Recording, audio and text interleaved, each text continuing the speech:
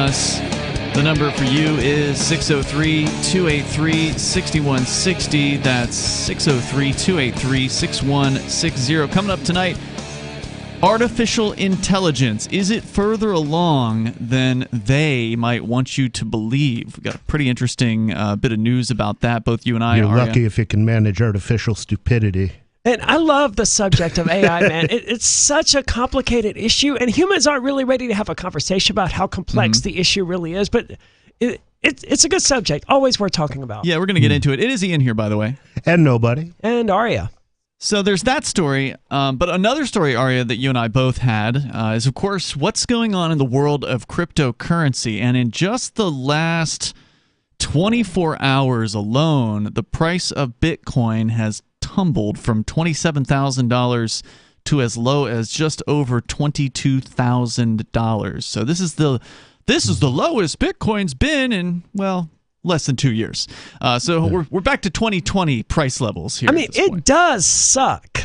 I mean, it's true that, Bitcoin has been worse, and it's only down relative to a certain, time frame. And if you look back 3 years or whatever, it's actually up. It's up quite a bit from 3 years ago. But Jesus, it is down. I mean, let's just be real. It is down, but the thing is, it never should have been what it was. And that to me is the story. I think the Bitcoin price has been the single biggest threat to crypto because Bitcoin has become a distraction from everything that crypto is supposed to be according to Satoshi's vision. Well, there's still Bitcoin Cash and Monero and others. And all those things matter.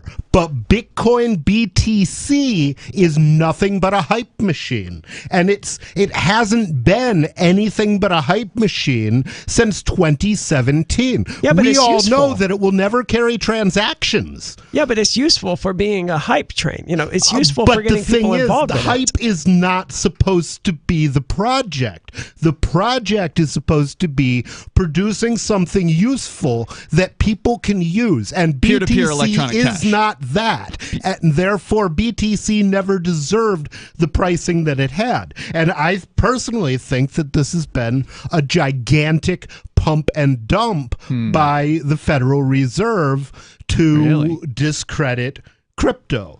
To put everybody's idea of what crypto is into some kind of a worthless image of digital gold that you can't spend. That's silly. They had NFTs for that. Huh? NFTs did that job way better than the value collapse of Bitcoin. But the thing is, we all knew from the beginning that NFTs were crap.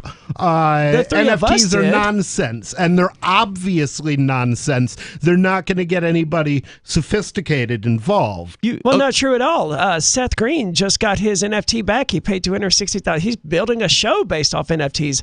Huge numbers of people got involved with NFTs. Well, I may be wrong, but I have not seen anybody with technical chops say, "Oh yeah, NFTs are great." Because the bottom line is, well, somebody with technical chops was programming it. That's maybe. But by definition, someone programmed the capacity for NFTs to exist. The people with the technical chops were the ones that said, "Oh, this is a way to make some quick money." And so they put the platforms out there, and sort of like the guys that made all the money in the gold and silver booms out west by selling pickaxes and maps. People that put together the NFT platforms weren't buying NFTs; they were just creating the platforms on which people could buy and sell NFTs and taking a cut. Right. There's absolutely no.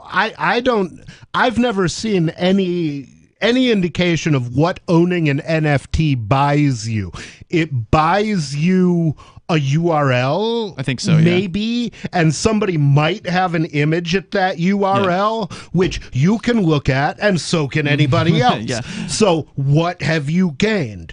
But that's not the point. The point is, in my opinion, for a while, and I think my comments on the show have reflected it, BTC is the biggest threat to crypto out there. And I really want to see people out of BTC. I think its fall is a healthy thing, and I hope it goes to zero. well, crypto still has some credibility left. So the thing right now with BTC is in the last 24 hours, it looks like it might have been sometime during the overnight maybe or late yesterday. Probably as the price of Bitcoin, BTC started to fall. And of course, most of the time when Bitcoin goes up or when Bitcoin goes down, the rest of the market kind of goes along with it. So they do tend to follow it. Yeah, everything else is getting pummeled. That's right the now. thing that needs to change is BTC needs to decouple from the actual useful workaday cryptos. I don't hate BTC nearly as much as you do. To me, it's fine. It does. I'll keep working on it. It has a role in today's society that I recognize as being useful. No, it's not useful as a currency, but it does other things that make it useful. Like it gets people involved. It gets hyped by the mainstream media. Every single one of us. And they do that because they love us and they want us to be successful, at least two right? words at some point. Every single one. You got to let me say at least 2 words at some point. Every single one of us got into cryptocurrency because of BTC. Every single person out there, with the exception of maybe a few, got into cryptocurrency because of BTC. In what way did you get into crypto as a result of BTC more than you got into crypto as a result of BCH? They were the same is the code reason that base at the BCH time. exists. Huh? BTC is the reason that BCH exists. Or BCH is the reason that BTC exists. Who knows which one is the original and which one is not? Well, they're both the original. Exactly. Yeah, so the question is silly. Why are you asking? I'm asking because BTC is not the reason that BCH exists. BTC and BCH were the same thing until they split. Why did they split? Because BTC is crap. It's useless as a currency, sure. And that's what it is. So it's useless to... It's not a currency. It's useless as a currency. Well, exactly. So it's useless. So it should die. Useless things don't need to live. This mouse is useless as a currency. That doesn't mean it's garbage. It doesn't claim to be a currency. Also, I'd love to see you control your cursor with BTC. Are they saying that Bitcoin is even a currency these days? Last I heard, they've changed the marketing to being a quote-unquote store of value. Yeah, I've been saying for years that BTC digital gold. What does that mean? You've been saying what now? I've been saying for years that BTC isn't a currency. Because, I mean, it isn't. Yeah, and I kind of feel like I'm between the two of y'all on this. Like, I definitely understand what you're saying, nobody, and that is Bitcoin BTC is useless for currency. In fact, now... So to make that the exemplar of this is what a digital currency is, what's a digital currency? Well, it's something that's useless as a currency. I don't think it's entirely useless, of course, because people are obviously still using it for things, even though the transaction fees are incredibly high. But on the other hand, I don't have any kind of special spot in my heart for it. I mean, while it would be great if all of a sudden it would be fixed and useful again, I have no expectation that it's ever going to happen. I appreciate where it came from, but right now it's like, okay, what's next? Something needs to replace it, whether it be Bitcoin Cash or Monero or whatever, something we haven't even seen yet. There needs to be something that takes it down from its #1 spot. And unfortunately, the market seems to be pretty irrational. So I don't think that people in the market in cryptocurrency are valuing the currency aspect of it.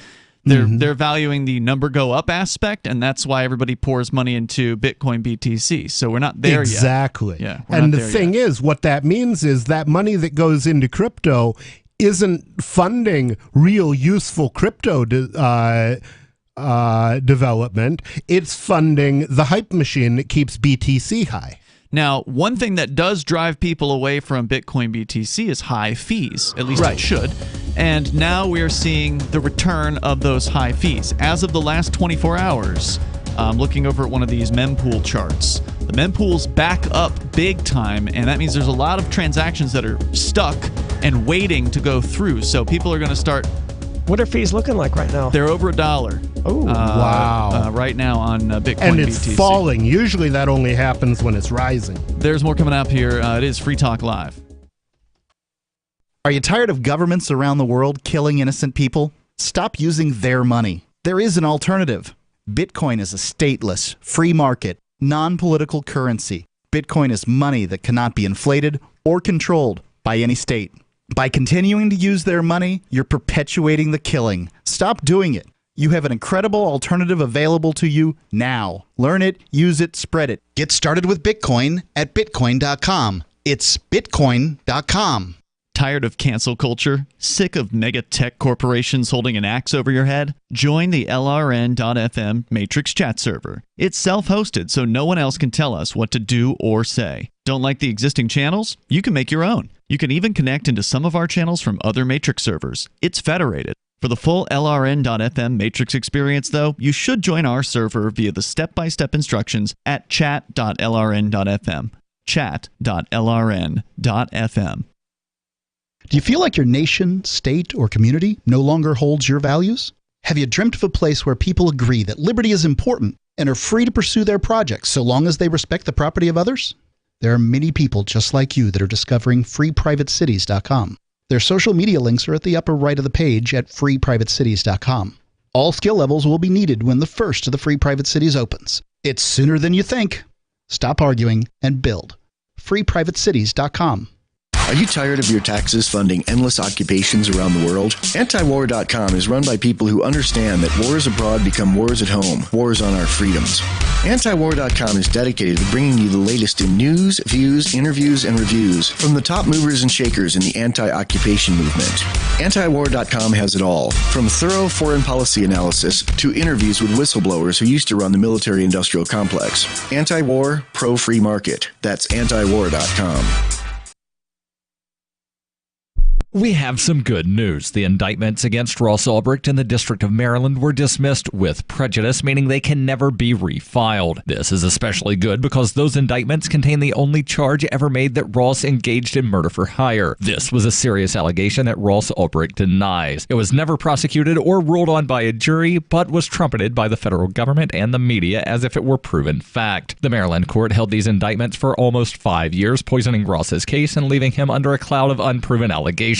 As explained in Ross's appeal to the Supreme Court, the fact that the judge used these allegations to give Ross a draconian sentence of double life without parole violated his Sixth Amendment right to a jury trial. Judges are required to issue sentences based on convictions decided by a jury, not unproven allegations never even charged at trial. Although this is a positive development, the dropped indictment will not set Ross free. Now, a presidential pardon is Ross's only hope of freedom. Sign the petition at freeross.org. freeross.org. If you want to know the latest about Free Talk Live before we go on the air, all you need to decide is how you want it delivered. It's your choice. Visit news.freetalklive.com to receive our usually weekly news updates by email. Plus, we have a Twitter account at twitter.freetalklive.com, and you can follow us on the decentralized Mastodon platform at toot.freetalklive.com. So please follow us at toot.freetalklive.com and sign up for our emails at news.freetalklive.com. I'm a little obsessed with My Magic Mud. Several years ago, I met Jessica Armand, the founder and CEO of My Magic Mud, and I didn't even know my teeth were coffee stained. A week's worth of use convinced me, and now I use it every 3 or 4 days. It's clinically proven to whiten teeth, and I think it cleans better, too. My Magic Mud's available at most local health food stores, Sprouts, Natural Grocers, CVS, Walmart's Natural Beauty Aisle, but I can get it for you for 20% off with coupon code FTL20 at mymagicmud.com. FTL20, mymagicmud.com.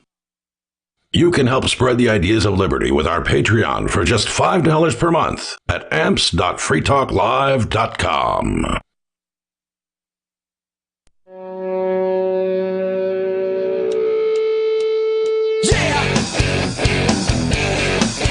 It is Free Talk Live, and you can join us here. It's 603-283-6160. That's 603-283-6160. You want to learn about cryptocurrency like Bitcoin and Bitcoin Cash? They will tell you all about it over at Bitcoin.com. Just click Get Started at the top of the page, and we've been saying for many weeks now that it might be a good time to start looking at these things, especially now. It is at the lowest price that it has been. Bitcoin is at the lowest price it has been in something like 18 months is what I saw today. So still not low enough. Nobody believes it's going to keep going down. I've seen a lot of people on social media saying that it's going to go below 10,000. Of course, everybody has an idea of what they think is going to happen, what is in reality going to occur. I'm not saying what I think is going to happen. I don't know what's going to happen. I'm saying what I think should happen, which is basically in the digital currency market, the biggest market capped digital currency should be a digital currency that's useful as a digital currency. Yeah, and until that happens, the market is guano loco. Yeah, I think that the market is incredibly irrational, and likely will continue to be until people actually start to see cryptocurrency as a means for exchange. Or until the morons who are only interested in hype get out and stay out. Some of those people are getting burned right now, so more power to them. I hope they get burned well enough that they get out of the market and they stay out of the market while we actually develop cryptos that work as cryptos. If you're interested in learning about cryptocurrency, again, like Bitcoin and Bitcoin Cash, just head over to bitcoin.com and they will give you all the info that you could possibly absorb there, and they're in video form, so it's pretty easy to get that over at bitcoin.com. Click Get Started, or get the latest news headlines anytime you want over at news.bitcoin.com. What were you going to say, Aria? I'm not even surprised by this. As you mentioned, the market isn't rational, and this is something that I really have paid attention to and really started noticing when the U.S. dollar appeared to get stronger, or actually all the stocks, all the cryptocurrencies, everything relative to the USD began going down, which is just another way, except for the prices of goods and services, which obviously went up. But like stocks, everything like that is on the way down. Netflix is down 50-something%. Bitcoin's now down like 60-70%. That's the last thing that we would expect, but people are panic selling. They're freaking out because they're uncertain, and they're pulling their money into the one thing that they trust the most, which stupidly is the USD. So I'm not surprised to see the value of Bitcoin dropping down to like 23,000. I wouldn't be surprised to see it go all the way to 5,000. But wow, that would be amazing. For anyone who wants to have long-term success and you really want to hedge your bets against the uncertainty going forward, get into everything except the USD. People are panicking, so they're getting into the USD. They're doing the exact opposite of what they should be doing. People should be buying Bitcoin right now, but as we look at the mempool for Bitcoin, that's the number of transactions that are waiting around to be mined or completed by miners.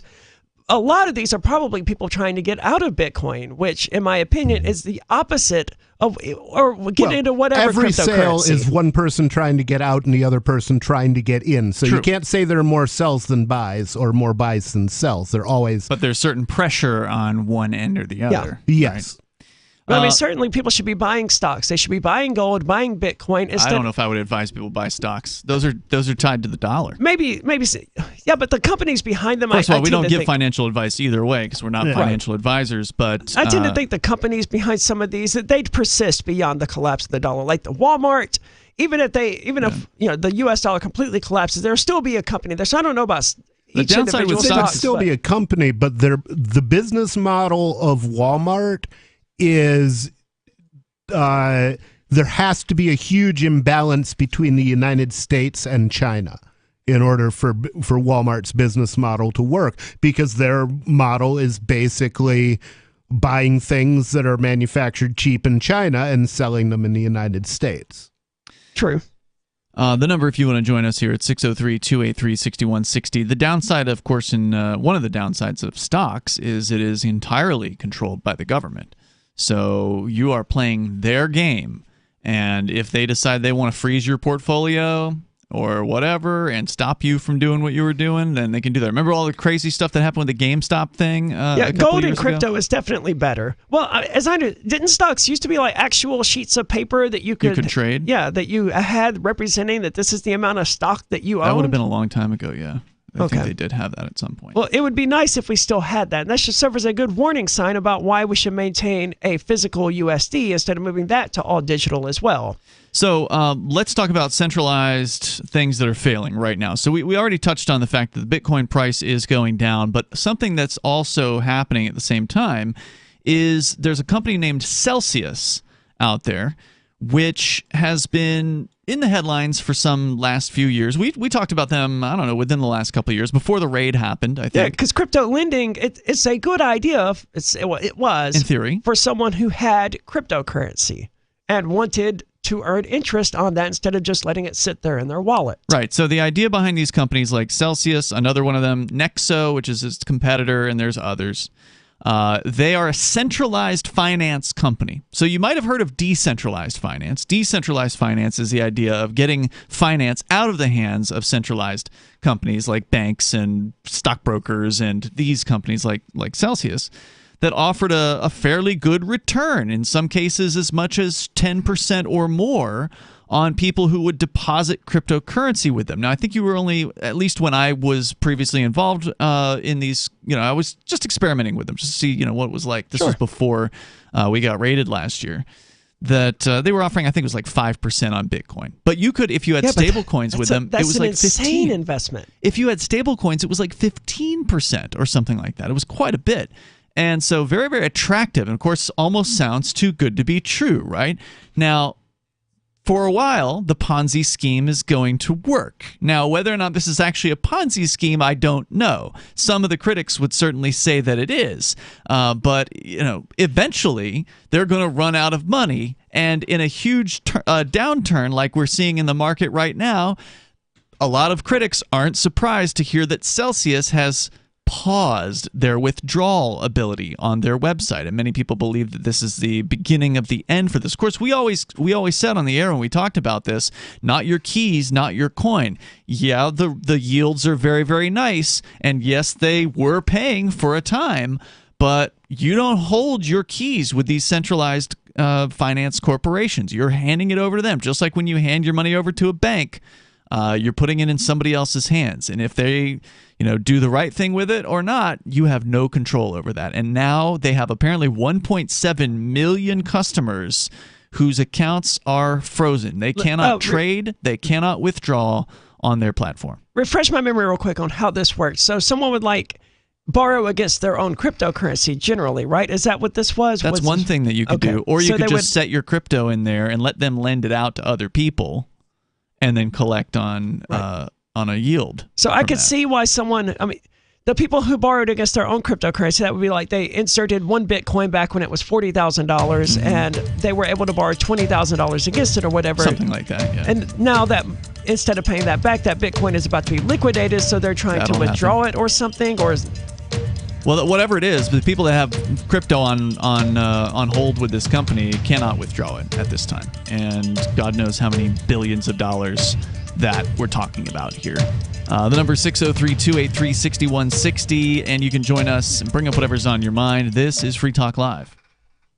Free Talk Live's video archives have been on LBRY for years. LBRY is an uncensorable, decentralized, blockchain-based media sharing protocol, and we're big fans of it here on Free Talk Live. In 2020, LBRY launched Odysee, a video sharing website to compete with YouTube, and it's really taking off. Now with over 1 million channels, many of whom are disaffected YouTube creators. During YouTube's crackdown for not towing the government line on COVID, the Free Talk Live YouTube channel started receiving strikes and could be completely taken down at any moment. Thankfully, Odysee started offering live streaming, so we're now streaming live every night and posting our video archives permanently to Odysee. You can watch live or anytime on our Odysee channel by visiting video.freetalklive.com. If you want to go all in, download the desktop app at lbry.com, and then every video archive you watch, you'll help seed and keep it online forever. At minimum, we ask you visit video.freetalklive.com and follow us on Odysee today. video.freetalklive.com. From Feature Story News in Washington, I'm Nina Rare-Potts for the latest world news. Ukraine's President Volodymyr Zelensky says the human cost of the battle for the city of Severodonetsk is simply terrifying. All 3 bridges to the eastern Donbass city have been destroyed. That's according to the regional governor. Pro-Russian separatists say Ukrainian troops must surrender or die, as that's the only option. And the UN is warning the war in Ukraine is plunging millions of people into a food crisis all over the world. There was another day of explosive revelations in Washington, where the House of Representatives Select Committee investigating last year's insurrection on Capitol Hill has revealed that the country's former Attorney General concluded that President Trump had become detached from reality. William Barr told investigators he'd seen no evidence to support the president's claims that the 2020 election against Joe Biden was rigged. The president was as mad as I've ever seen him, and he was trying to control himself. And the president said, well, this is, killing me. You didn't have to say this. You must have said this because you hate Trump. And I was somewhat demoralized because I thought, boy, if he really believes this stuff, he has, lost contact with he's become detached from reality if he really believes this stuff. And Donald Trump's campaign manager, Bill Stepien, told the committee in pre-recorded evidence that he concluded the legal team assembled to try and prove election fraud was neither honest nor professional. I could work under a lot of circumstances for a lot of varied candidates and politicians. And I think along the way, I've built up a pretty good, I hope, a good reputation for being honest and professional. And I didn't think what was happening was necessarily honest or professional at that point in time. So that led to me stepping away. The actor, Kevin Spacey, will appear in court in London this week after formally being charged with 4 counts of sexual assault. The Hollywood actor has consistently denied the allegations and said previously he would travel to the UK voluntarily. Laura Macon-Isherwood reports. 62-year-old actor Kevin Spacey will appear at Westminster Magistrates Court in London on Thursday, charged with 4 counts of sexual assault against 3 men, and another charge of causing a person to engage in penetrative sexual activity without consent.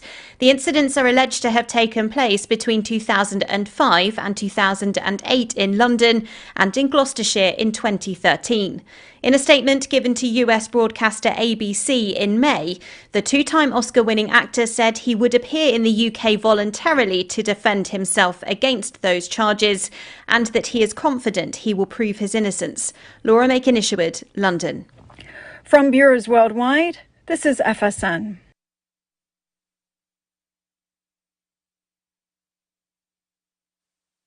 Yep, we still do email. Drop your email address in the entry box at freetalklive.com, and you'll be kept in the loop with Free Talk Live.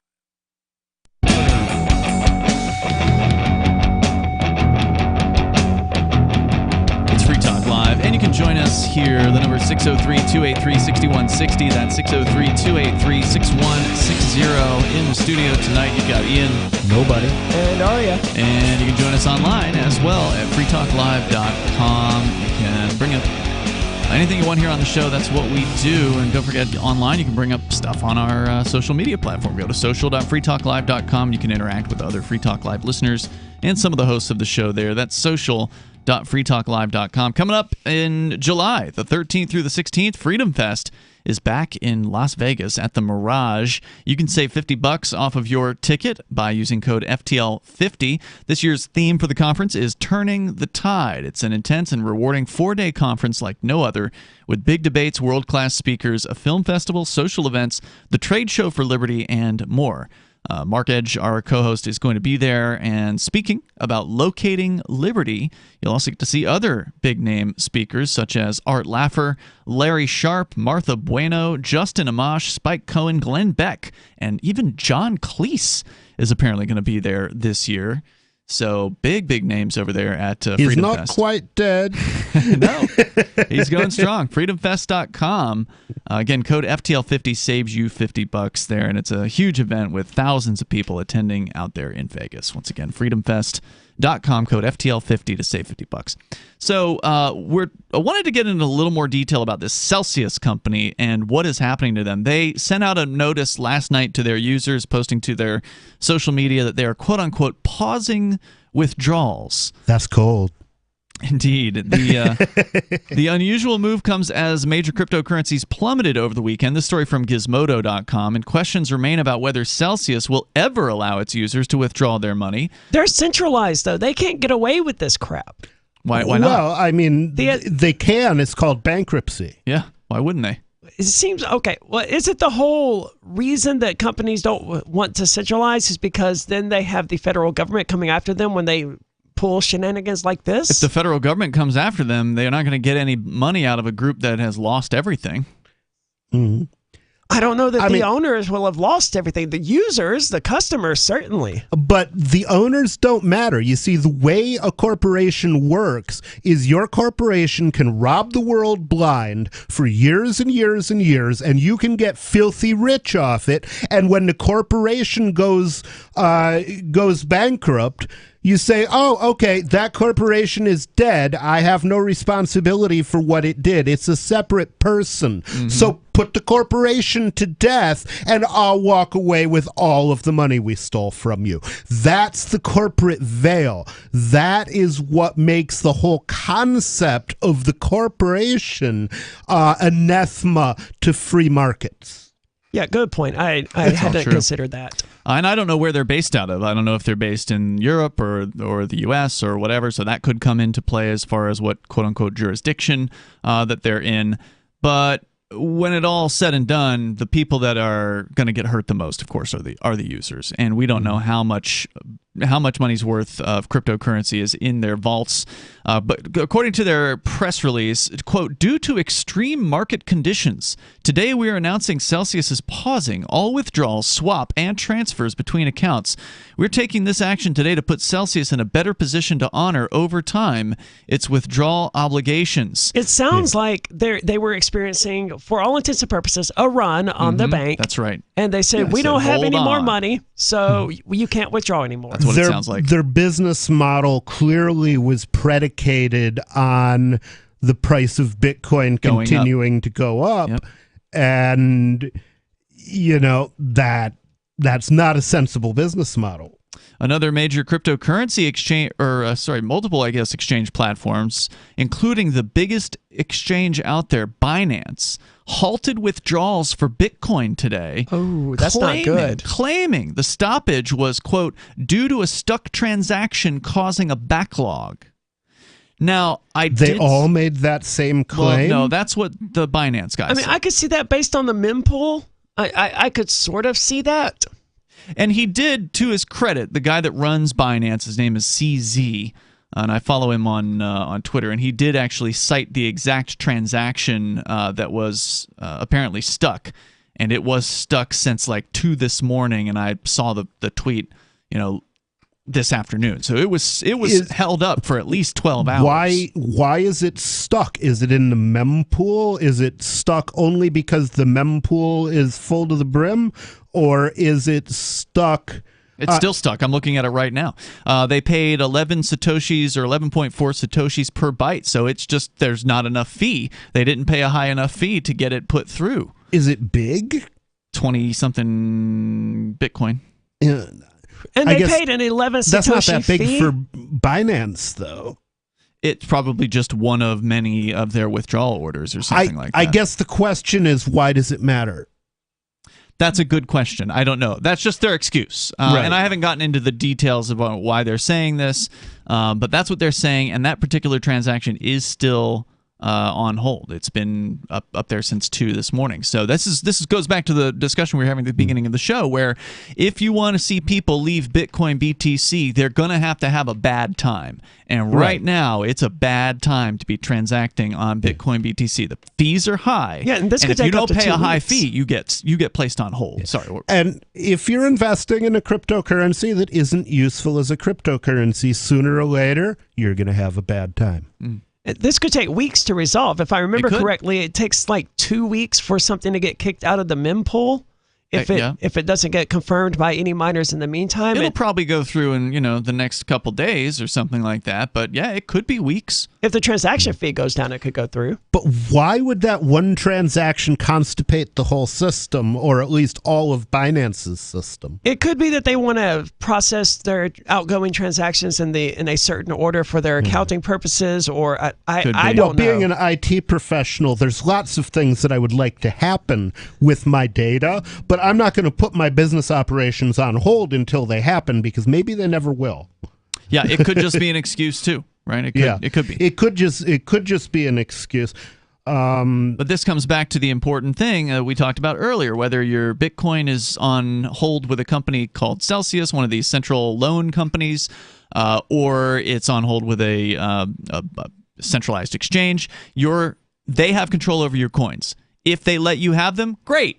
But if they decide not to, whether it's because the government comes to them and tells them they can't, or whether it's because of some quote-unquote technical issue, or it's because they really don't have the money and they don't have the Bitcoin, they've been loaning it out or something like that without your knowledge, and they just figured there wouldn't be a bank run, and now they have to freeze your account. So this is what people are dealing with right now. And that's a big question with all of the exchanges is, do they have the money that they claim to have?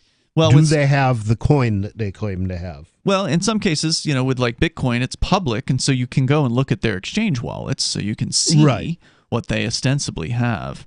But going on here, what are the terms of use that Celsius referenced? Because they talked about how they activated a clause in their terms of use that will allow for these the freezing of the accounts. For one thing, they allow Celsius to halt all trading, as they've already done. They also explicitly say... Good Lord, I've never read any of the terms and services of any of the cryptocurrency exchanges that I've used, but I like to think I would have noticed one of them says, hey, for any reason, we can halt all incoming and outgoing transactions. How would you notice it without reading the terms of... Well, I said I would like to think. I didn't say that they I would all have that. They all have total control over your funds. They'll do whatever they want. I would imagine that that's a standard clause, and that it just exists everywhere so nobody notices. Further, they also explicitly say that if Celsius goes bankrupt, you might not get access to any of your money ever again.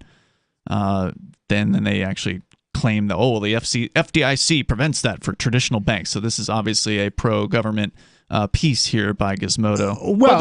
Yes, the FDIC stands ready to give the banks as much of your money as they need in order to bail them out, so you can give them your money back, or so they can give you your money back.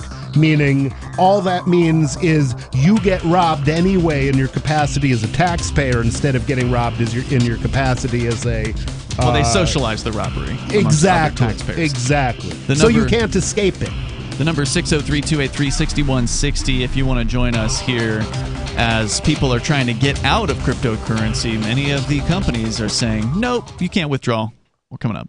Join liberty-minded voluntarists, anarchists, and libertarians from June 27th through July 3rd for the 6th annual Fork Fest at Rogers Campground in the beautiful White Mountains of New Hampshire. Fork Fest is a fork of the Porcupine Freedom Festival, which sold out for the first time in 2021. Fork Fest takes place the week after Pork Fest, but Fork Fest is decentralized, which means that there's no ticket cost and no one is in charge. All you have to do to join the fun is reserve your camping site, RV site, or motel room with Rogers Campground for June 27th through July 3rd. There's no better place to celebrate Independence Day than around other freedom-loving activists in the Shire. You can find out more at the unofficial website, forkfest.party. You can also connect with other attendees on the Forkfest Telegram and Matrix chat rooms, as well as the Forkfest Forum. You can find links to those at forkfest.party. We hope to see you there. Forkfest.party. There are basically two types of advertising, direct response and branding. Radio's great for direct response with its low cost to listener ratio, but audio can't be beat for branding, which is a longer-term endeavor. You want to be the first thing that someone thinks of when they think about your product or service. If you have a local business that you want kept top of mind in your community, call the station. If you need national reach, Free Talk Live's got around 200 radio stations, millions of monthly listening sessions, can suit all budgets, and if we don't think we're right for you, we'll tell you. Email me, mark@freetalklive.com. There are lots of ways to listen to Free Talk Live. Our podcast has been around since podcasts began, and now the FTL feed is loaded with content besides our full show archives. Did you know that we make it easy for you to customize your podcast subscriptions? We have different feeds, one that includes only our full shows, one with just the Daily Digest, and our main feed that includes everything. You decide what you listen to. It's quick and easy to customize your feeds at feeds.freetalklive.com. That's feeds.freetalklive.com. This is novelist Tom Robbins. When my mother was diagnosed with glaucoma, her conservative Virginia physician told her there was only one treatment that might ease her pain and save her eyesight. That treatment was medical marijuana, which he could not prescribe. I offered to get her some and teach her how to use it effectively, but my father objected because marijuana was against the law. So my mother, who loved to read and walk in nature, was condemned to grow cruelly, unnecessarily blind. Tragedies like this happen all the time, but they don't have to keep happening. To learn more about medical marijuana, call the Marijuana Policy Project at 1-877-JOIN-MPP or visit them on the web at mpp.org. freetalklive.org. What if you want to hear the latest episode of Free Talk Live, but all you have is your phone, you forgot to download our archive, and you have no data connection? You can call our Listen line at 641-793-0191. That's a long-distance number, so you may incur charges. If not, listen as long as you want. 641-793-0191. The Free Talk Live Listen line, 641-793-0191.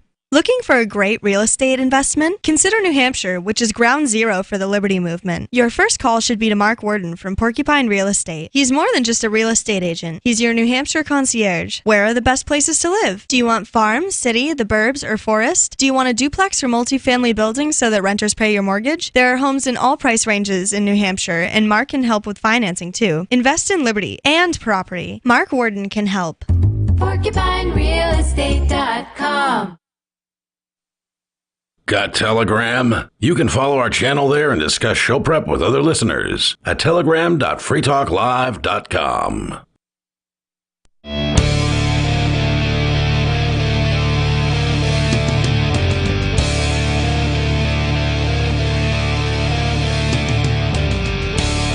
This is Free Talk Live, and you can join us here. The number is 603-283-6160. That's 603-283-6160.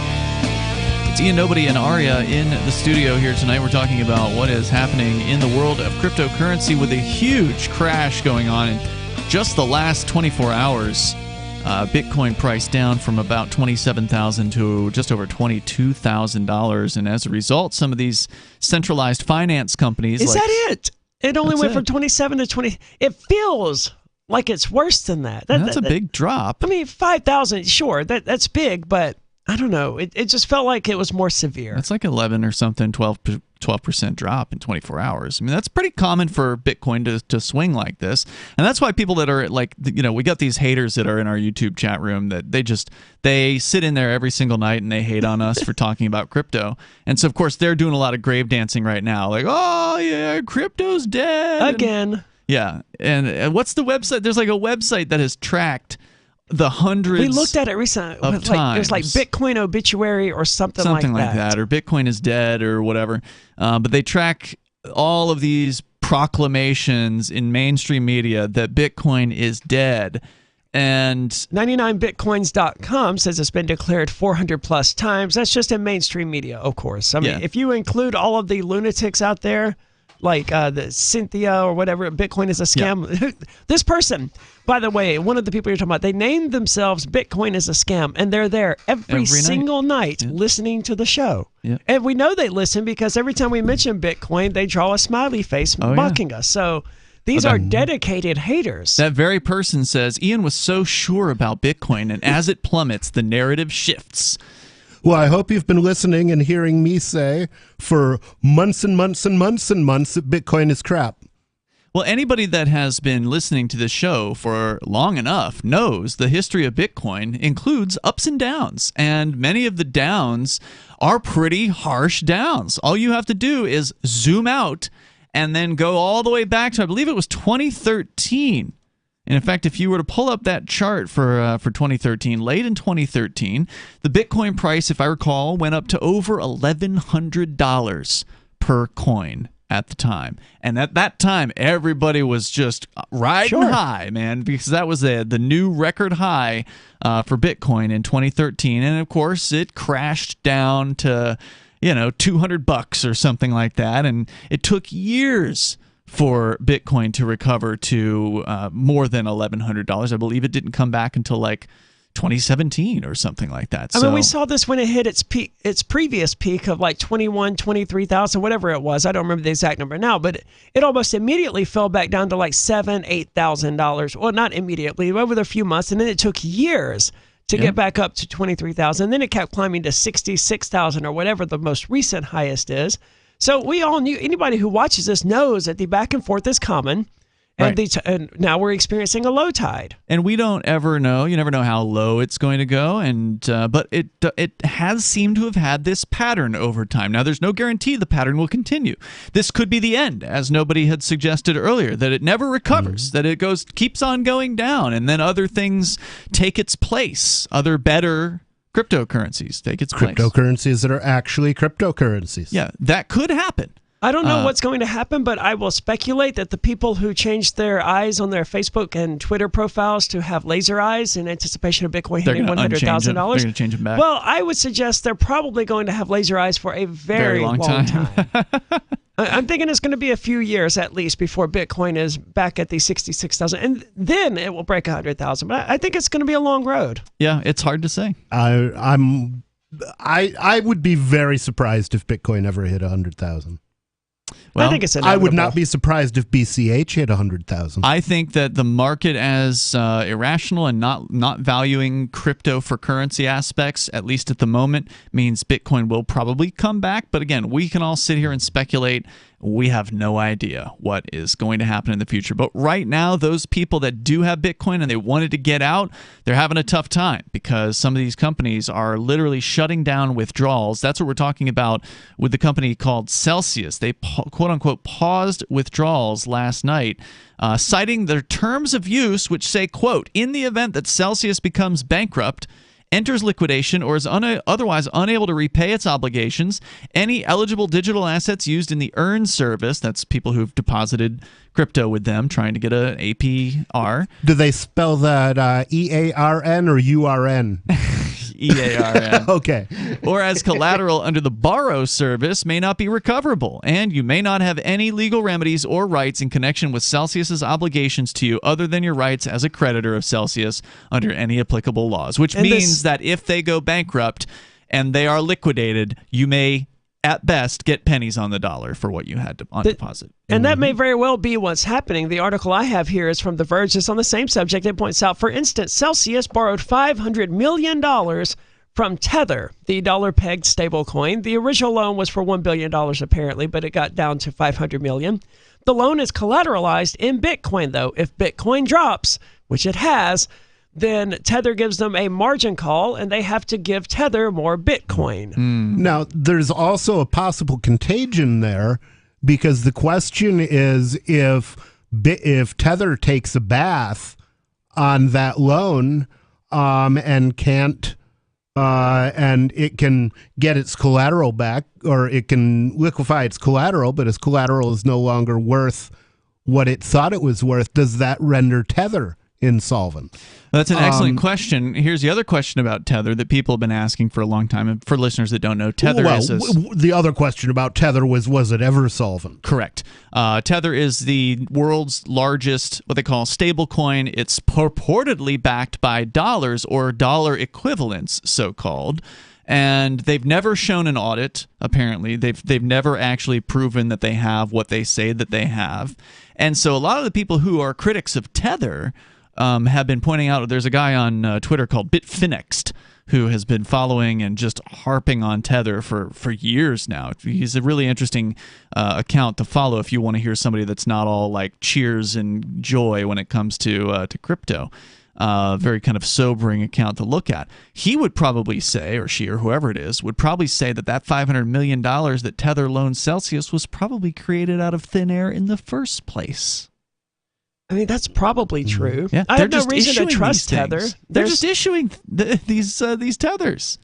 Who knows whether they actually had the so-called dollars to back that $500 million in the first place? But what we do know is that they have that liability now. Yeah. If that was issued in Tether and spent, then somebody expects them to be able to deliver $500 million in cash or Bitcoin.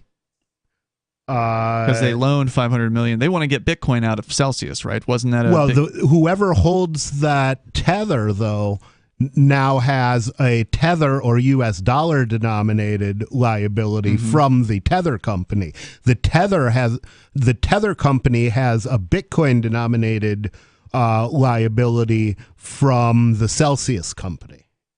So, strangely, Celsius claims their users will still, quote-unquote, accrue rewards while everything else is paused, which presumably means that users will be earning Celsius's ridiculously high interest rates on their internet money that's rapidly decreasing in value. So they may never get it, but in theory, you're getting rewarded. Yeah, but it's not clear what good interest rates might be if Celsius isn't able to get their operations back up and running. Yeah, I'll pay 100% in interest if I never have to pay. Let's see, what else do we need to know? When can Celsius users expect to get access to their money? The company seems to have anticipated that people will be antsy, and they're not making any promises about a timeline just yet. So there's some really shady stuff for the liquidators to determine. Mm-hmm. There's some really shady stuff going on with The Verge. With Celsius, according to The Verge. Like the CFO was arrested in November for suspicion of money laundering, fraud, and sexual assault. Oh, well, except for the last part, that happens to everybody, but I don't like the sound of the sexual assault. Well, I can't hold the money laundering or fraud against him, well, obviously. Who knows what they cooked up against him? Certainly. I don't know. There was something else that happened in case. Israel with one of the guys, and I don't have it in front of me now, but not exactly people who I would be happy about having to take it at their word that, hey, guys, we still have your Bitcoin. Don't worry. You'll get it back one day. I would be nervous. Yep. If you want to join the show here, the number is 603-283-6160. You can bring up whatever you want. Coming up here, there's also news about this AI claim. There's a Google engineer who has come out and made a statement that he wasn't supposed to make, apparently, about the status of Google's artificial intelligence projects. And they have now not terminated him, but suspended him. I'll believe that AI is really intelligent if it stops using Google. There's more coming up here in moments. The number is 603-283-6160. You can join us. Hour number 2 is on the way. You can bring up whatever's on your mind. Plus, is Trump social banning people for what they're saying? Aria's got that story tonight, too. It's Free Talk Live. When a lunar observatory detects a radio broadcast originating from Proxima Centauri, the nations of Earth discover their first contact with an alien race may also be their last. With the Proximans facing an extinction-level disaster, Earth must choose between sending a ship on a multi-year journey or allowing nature to take its course. Saving Proxima, a hard science fiction thriller by Travis S. Taylor and Les Johnson from BaneBooks.com. So you've signed the Shire Society Declaration and are planning your move to New Hampshire to be around more liberty-oriented people. Next, sign up for the Shire Society Forum at forum.shiresociety.com. There are a bunch of people there who are already in the Shire, and they want to meet you. If you're already in the Shire physically, you should also come by the forums. Remember, not everyone uses Facebook. New people are signing up for the Shire Society Forum every month, so drop in and say hello at forum.shiresociety.com.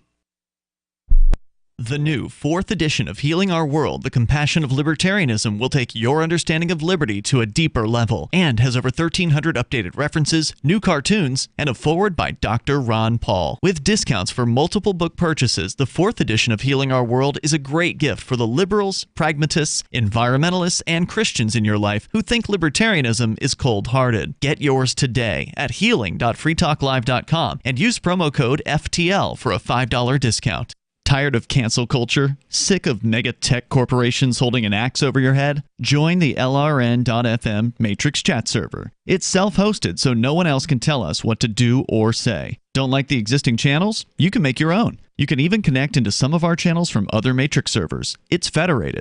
For the full LRN.FM Matrix experience, though, you should join our server via the step-by-step instructions at chat.lrn.fm.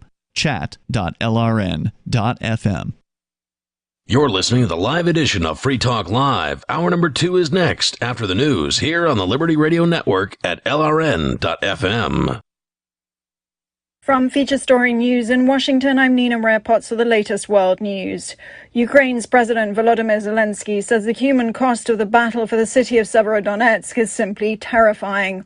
All 3 bridges to the eastern Donbass city have been destroyed. That's according to the regional governor. Pro-Russian separatists say Ukrainian troops must surrender or die, as that's the only option. And the UN is warning the war in Ukraine is plunging millions of people into a food crisis all over the world.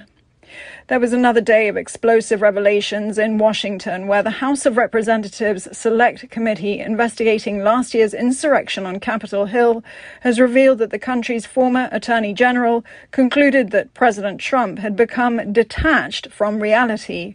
William Barr told investigators he'd seen no evidence to support the president's claims that the 2020 election against Joe Biden was rigged.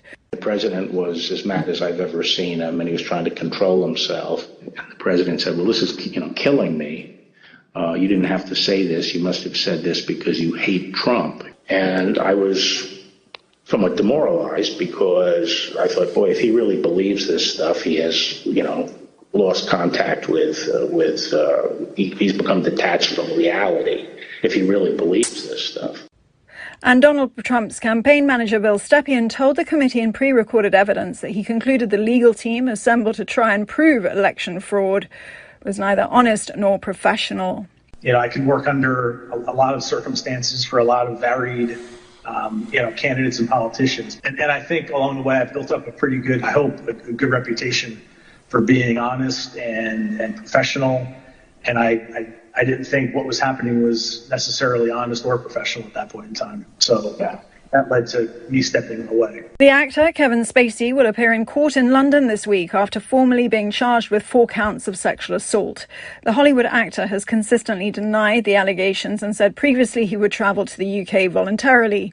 Laura Macon-Isherwood reports. 62-year-old actor Kevin Spacey will appear at Westminster Magistrates Court in London on Thursday, charged with 4 counts of sexual assault against 3 men and another charge of causing a person to engage in penetrative sexual activity without consent. The incidents are alleged to have taken place between 2005 and 2008 in London and in Gloucestershire in 2013. In a statement given to US broadcaster ABC in May, the 2-time Oscar-winning actor said he would appear in the UK voluntarily to defend himself against those charges and that he is confident he will prove his innocence. Laura Macon-Isherwood, London. From Bureaus Worldwide, this is FSN. With FSN Spotlight, I'm Simon Marks, with more now on the package of limited reforms agreed by a bipartisan group of US senators on gun control. President Biden says it doesn't go far enough, but he'll sign the proposals into law as soon as possible in a bid to save at least some lives. We're going to hear today from one of the most compelling voices demanding even more action should be taken. Gabrielle Giffords is a former member of the House of Representatives. Her career in elected politics was cut short by a would-be assassin's bullet.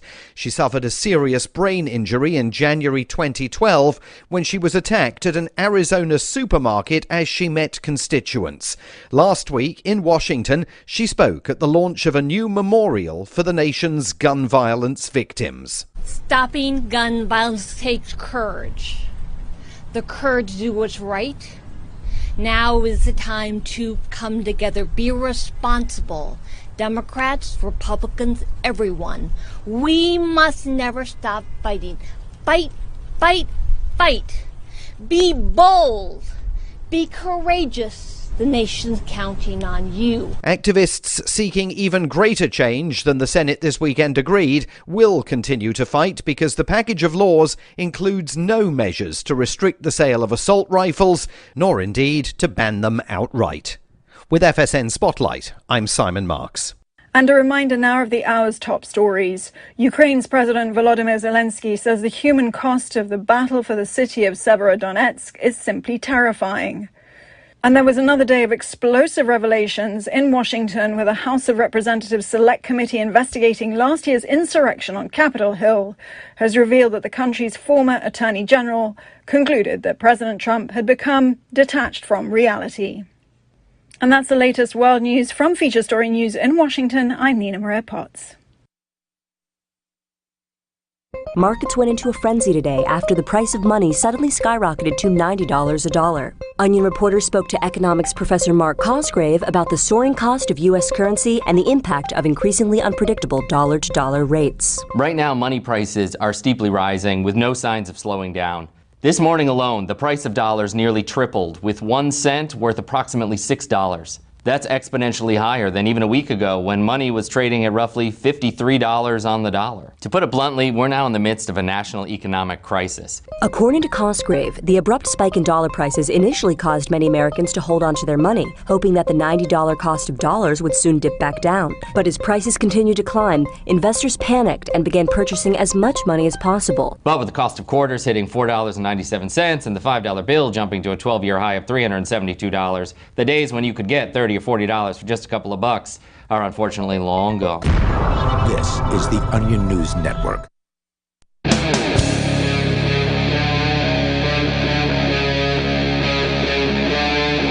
Free Talk Live.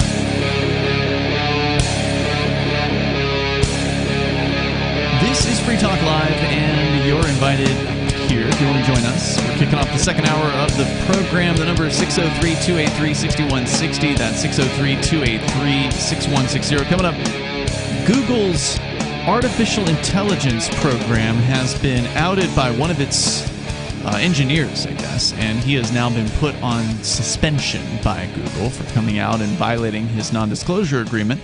He's saying things are much further along than they're letting on to. We can talk about that coming up here, but with you tonight, it's Ian. Nobody. And Aria. We also have been talking about the crypto crash, the latest crypto crash. There have always been a series of these things that have happened over time, some a little more drastic than others. And Bitcoin is dead again. Press F to pay respects. Yeah, we're in one of those more drastic iterations of it right now. And what is happening as a result of that? Well, companies are freezing people's accounts in some cases. Other companies are laying off staff. According to Web3 is going great, which is a a Twitter account that follows some of the bad news coming out of the world of cryptocurrency. I need to follow this guy because it sounds sarcastic, right? Like yeah, it is. It's quite sarcastic. Web 3.0 is not going great, and I hate what big tech is trying to make Web 3.0 into, and I think they're going to fail at it. So I need to find this person. She writes, Crypto.com and BlockFi announce layoffs. Crypto.com announced this is one of the largest companies out there. They've sponsored stadiums, right? Like they've got big they money. were all over the Super Bowl. Right. They announced they're going to be targeting... Stadiums are not part of the core crypto business, by the way. Generally not. But apparently it's more important than their 260 staff, which is about 5% of their workforce. They're going to be cutting them. Also, BlockFi, which is one of these crypto loan companies, very similar to the Celsius company we talked about in the last hour. They are going to reduce their workforce by 20%, so laying off about 170 people. This seems like an overreaction. I mean, Bitcoin isn't even down below the previous all-time high at this point, is it? But what were the assumptions behind their business model? We don't know. And people make irrational assumptions all the time and base business models on them. So if you're highly leveraged, a 20% drop can wipe you out. Mm-hmm.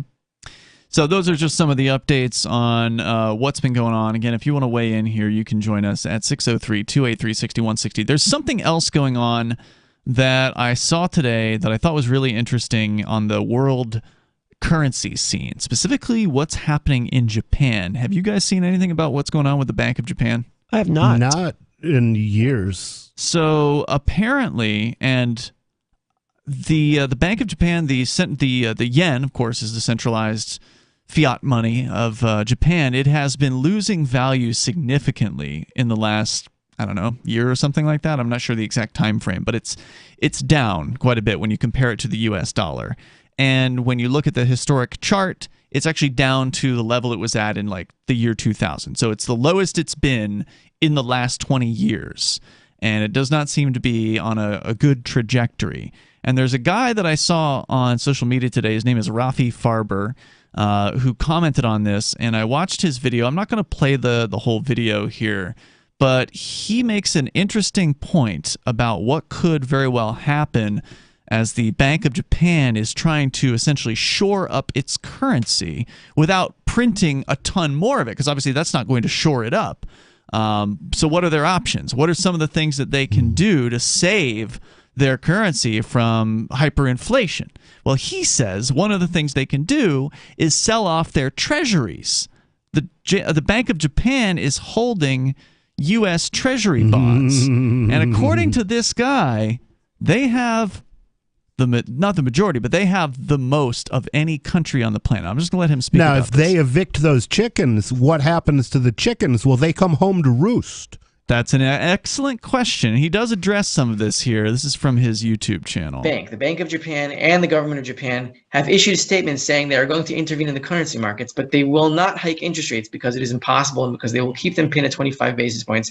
How the hell are they going to strengthen the yen by intervening in the currency markets? And the answer is, when you're trying to strengthen your currency, all you do is you sell foreign currency. And what is the largest foreign holder of U.S. treasuries in the world? It is not China. It is, in fact, Japan. This is the tick data. Treasury International Capital keeps Then track. he pulls up a chart provided by the government, the U.S. Treasury's own website, that shows that as of March of 2022, the country, the Bank of Japan, has over $1,200 billion, so over $1.2 trillion worth of these bonds from the United States. And that's left over from the 70s when they were eating our lunch? I'm not sure when it was left over for, but they've had quite a bit for. I'm only looking at the last year's worth here, and it was over 1,300 at one point. It's now 1,232. So they're already selling them off, apparently. And he addresses that here for a moment, and I'm going to continue it. 6 trillion. I think it's a fall of about 2.5%, something like that. They're already selling.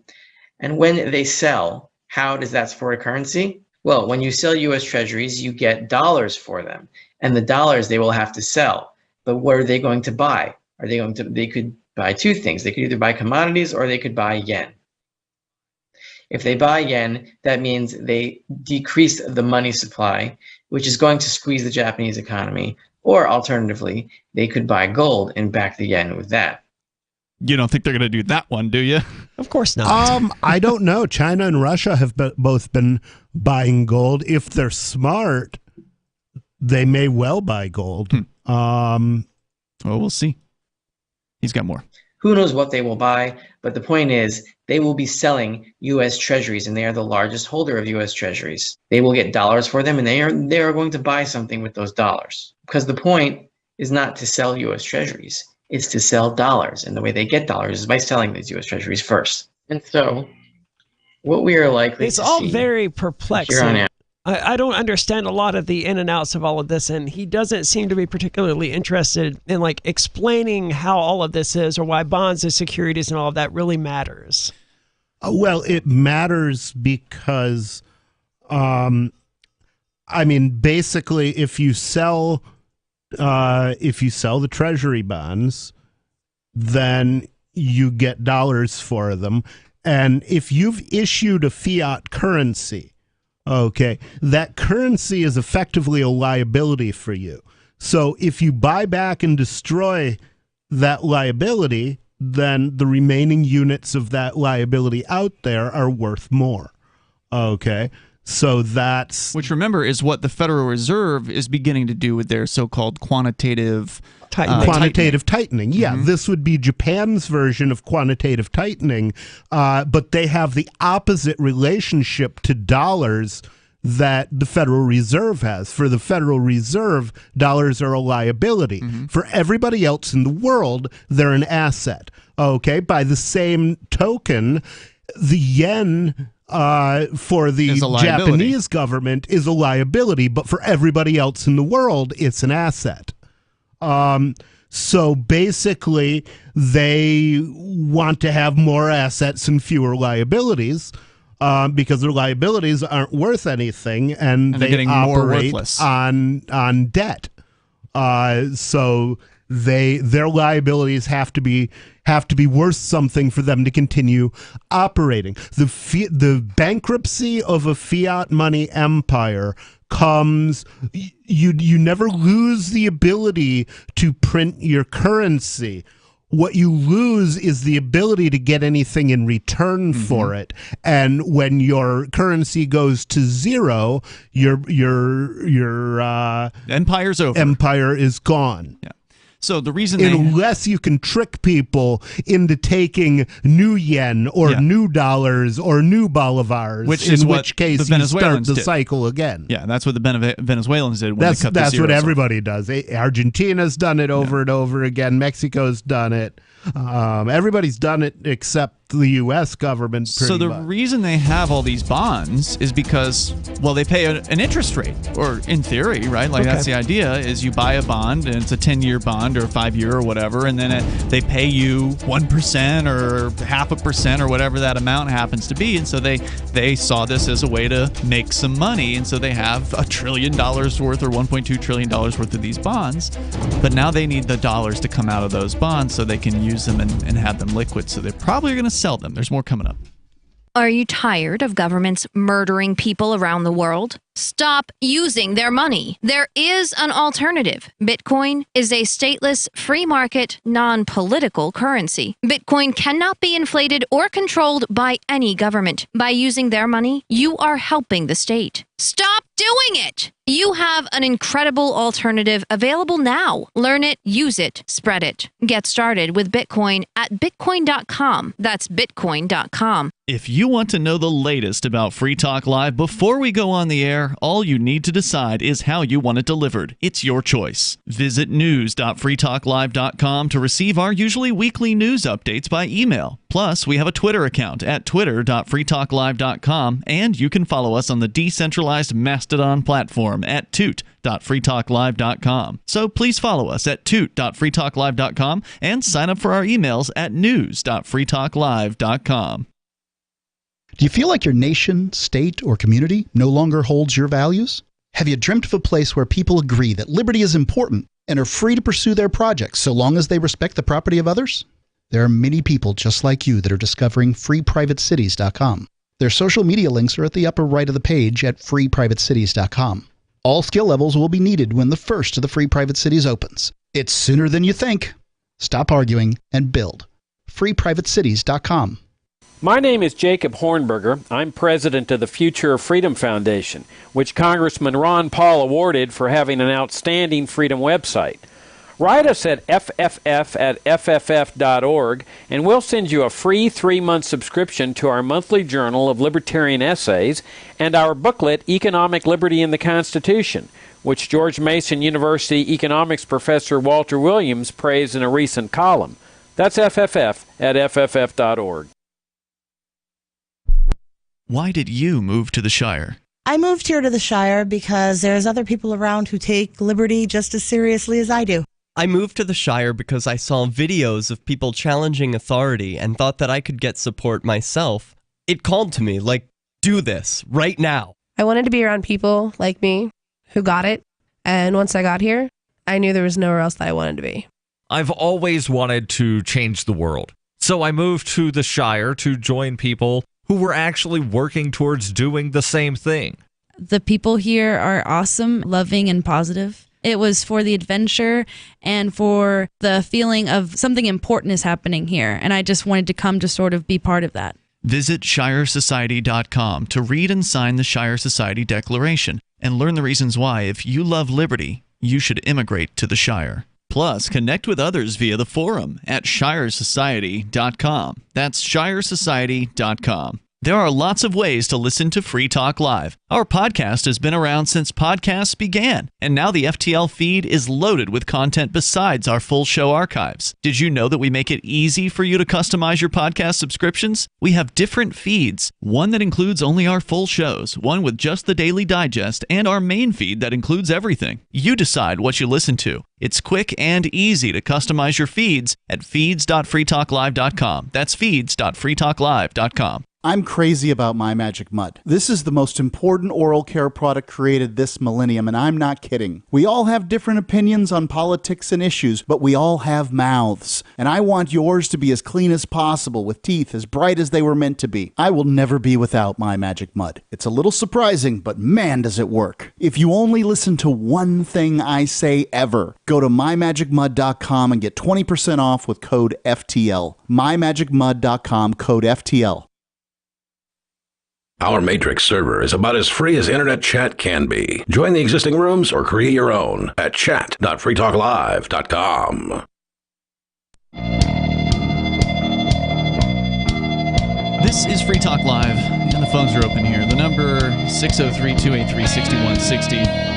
We're talking about a potentially impending financial disaster in Japan. And I can hear some people saying, well, what's that matter? Who cares about what happens in Japan? You guys are in New Hampshire, or this is a United States show. Oh, I already gave a spoiler on that. Yeah, and we're going to get a little deeper into it here in a moment because, as it turns out, the Japanese yen is having itself a not quite a free fall, but it's coming down in its value compared to the U.S. dollar and other world currencies. And that isn't economic collapse is nothing unless you give it away. Yeah, and that's not all the story, of course, because these corporations, these government corporations, are tied in with one another financially. Specifically, the Japanese Bank of Japan has something like $1.2 trillion worth of U.S. Treasury bonds that they may be selling in order to try to shore up their currency's value. That means that the financial collapse in Japan, beyond the fact that there's all these things that we rely on, technologies and companies and things like that, can have a very direct effect on what's happening with the U.S. dollar. Yeah, because basically for those dollars to hit the market again is just like the U.S. government printing another trillion. But you have to consider that the U.S. dollar is what they call the reserve currency of the world. So take what's going on in Japan and multiply it by the world.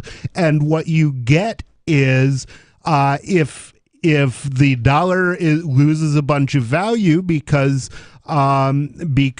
Japan liquidates its dollars, well, what does everybody else say? I got to get out of the dollar. And every government on earth is holding a bunch of U.S. treasuries and or U.S. dollars. So this could kick off a race to the bottom, similar to how a bunch of people are selling their Bitcoin right now. These countries' government banks could be selling their dollars and flushing the market with trillions in more dollars, which will result in... And that's why what's going to eventually happen to those then is people in other countries will send those dollars back to the United States in exchange for goods, of which we have none. So basically that means that all the dollars get stuck in the United States, and that adds to our inflation woes, which is already going on. Indeed. And this is why I said initially that people should be buying cryptocurrency and gold and other things instead of selling it to get into USD. Yes. Yeah, I mean, so long as it's not BTC, I think you're exactly right. I'm not here to pick a winner as far as that goes, and I don't think we know what the future is going to hold. But the thing is, the winner among cryptocurrencies has to be a cryptocurrency that's useful as a cryptocurrency. I agree. I don't think that Bitcoin's going to stay on top forever. I don't know if we're going to see it fall out of the number one position yet. It may still be another 5 or 10 years. Who knows? We don't know when the market's going to become rational about, if it ever will, about cryptocurrencies. I will start thinking that the market is rational when the flippening occurs. And how do you define that? The flippening is what we used to call the theoretical time when BCH was worth more than BTC.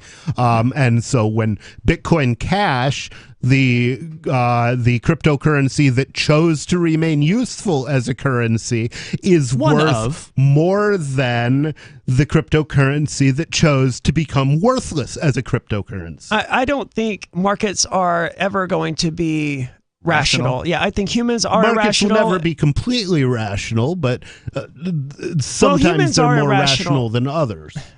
Maybe by a very tiny degree, but by and large, it's always going to be irrational. I mean, humans are irrational creatures motivated by irrational things. There's a reason that people voted for, Joe Biden and consider him the peace president, and just vehemently hated Donald Trump, who, in my lifetime, was the most peaceful presidential candidate we've ever had. It's true. But it means nothing to these people. Not most peaceful. candidate, that would be Ron Paul, but the most peaceful actual president. Yes.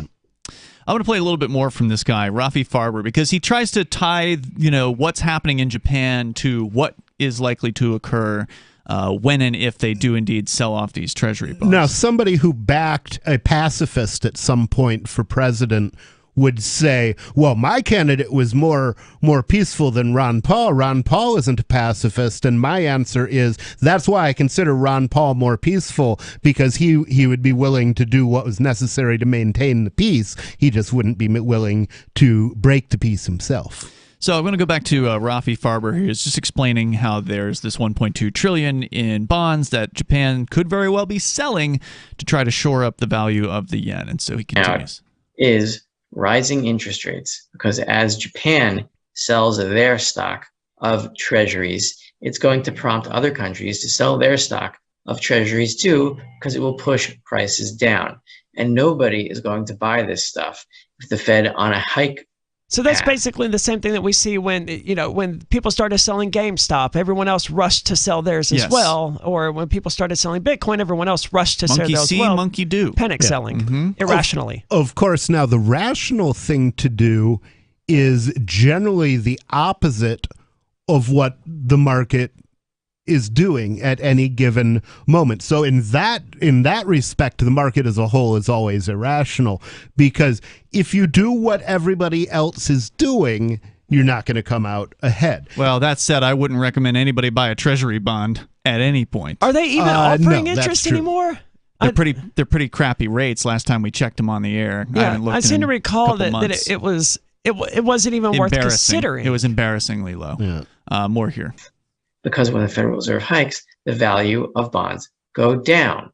And since people understand that the Fed cannot stop hiking without destroying the dollar, since inflation, consumer price inflation is still on the rise, despite all the transitory nonsense, nobody's going to buy the dollar. That ship has sailed. Yeah. We're just waiting for it to figure out it's dead and fall down. But the Federal Reserve, which means that the Fed is going to be forced back on a money printing path to absorb this selling. We are in a 1970s scenario, basically. Rising interest rates, falling dollar, rising commodities, and gold and silver will lead. Exactly how late in the 70s are we? 1977, 1978, 1979? I don't know. But there's one big difference between now and the late 1970s, and that is the debt is orders of magnitude higher than it was back then. Japan can either sell U.S. treasuries or watch the yen collapse. And Japan. It's an important point, right? Like the world, the U.S. or whatever, pulled out from the problems in the 1970s, but now there's $30 trillion in U.S. debt hanging over the system's head. But they could pay that off very easily tomorrow. By printing? Yeah, all they have to do is they could do it with 30 pieces of paper. Mint $30 trillion coin. $1 trillion bills. Mail them off to the creditors. Here you go. There you go. Yeah. And then say, oh, by the way, hold on to those because we're going to stop using the dollar tomorrow. Seems unlikely, though. Those will be collector's items someday. So it is interesting to see what's happening out there, and if you want to weigh in on this disaster that is in motion, you are welcome to join us here at 603-283-6160. Is this the last time you can buy a cryptocurrency at this kind of a discount? Maybe. It's Free Talk Live. More coming up.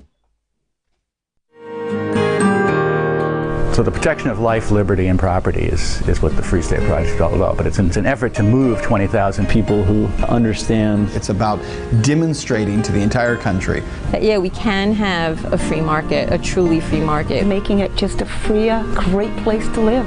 It's the world's largest voluntarist libertarian community, and it's only getting bigger. That's amazing, to be able to move to a place where other people passionately believe in being free and independent. What the Free State Project is managing to do, though, is to put their money where their mouth is. It's physically getting up across the country and saying, let's go someplace and let's demonstrate the power of these ideas. There's a lot of kind of philosophy that surrounds liberty. There's a lot of thinking about it and talking about it. But here in New Hampshire, people are doing it. 101 Reasons Liberty Lives in New Hampshire, a documentary by Free State Project Early Movers. Watch it free at 101reasonsfilm.com. 101reasonsfilm.com. From Feature Story News in Washington, I'm Nina Rare-Potts for the latest world news. Ukraine's President Volodymyr Zelensky says the human cost of the battle for the city of Severodonetsk is simply terrifying. All 3 bridges to the eastern Donbass city have been destroyed. That's according to the regional governor. Pro-Russian separatists say Ukrainian troops must surrender or die, as that's the only option. And the UN is warning the war in Ukraine is plunging millions of people into a food crisis all over the world. There was another day of explosive revelations in Washington, where the House of Representatives Select Committee investigating last year's insurrection on Capitol Hill has revealed that the country's former Attorney General concluded that President Trump had become detached from reality. William Barr told investigators he'd seen no evidence to support the president's claims that the 2020 election against Joe Biden was rigged. The president was as mad as I've ever seen him, and he was trying to control himself. And the president said, well, this is, killing me. You didn't have to say this. You must have said this because you hate Trump. And I was somewhat demoralized because I thought, boy, if he really believes this stuff, he has, lost contact with he's become detached from reality if he really believes this stuff. And Donald Trump's campaign manager, Bill Stepien, told the committee in pre-recorded evidence that he concluded the legal team assembled to try and prove election fraud was neither honest nor professional. I could work under a lot of circumstances for a lot of varied, candidates and politicians. And I think along the way I've built up a pretty good, I hope, a good reputation for being honest and professional. And I didn't think what was happening was necessarily honest or professional at that point in time. So that led to me stepping away. The actor, Kevin Spacey, will appear in court in London this week after formally being charged with 4 counts of sexual assault. The Hollywood actor has consistently denied the allegations and said previously he would travel to the UK voluntarily. Laura Macon-Isherwood reports. 62-year-old actor Kevin Spacey will appear at Westminster Magistrates Court in London on Thursday, charged with 4 counts of sexual assault against 3 men and another charge of causing a person to engage in penetrative sexual activity without consent. The incidents are alleged to have taken place between 2005 and 2008 in London and in Gloucestershire in 2013. In a statement given to US broadcaster ABC in May, the 2-time Oscar-winning actor said he would appear in the UK voluntarily to defend himself against those charges and that he is confident he will prove his innocence. Laura Macon-Isherwood, London. From bureaus worldwide, this is FSN.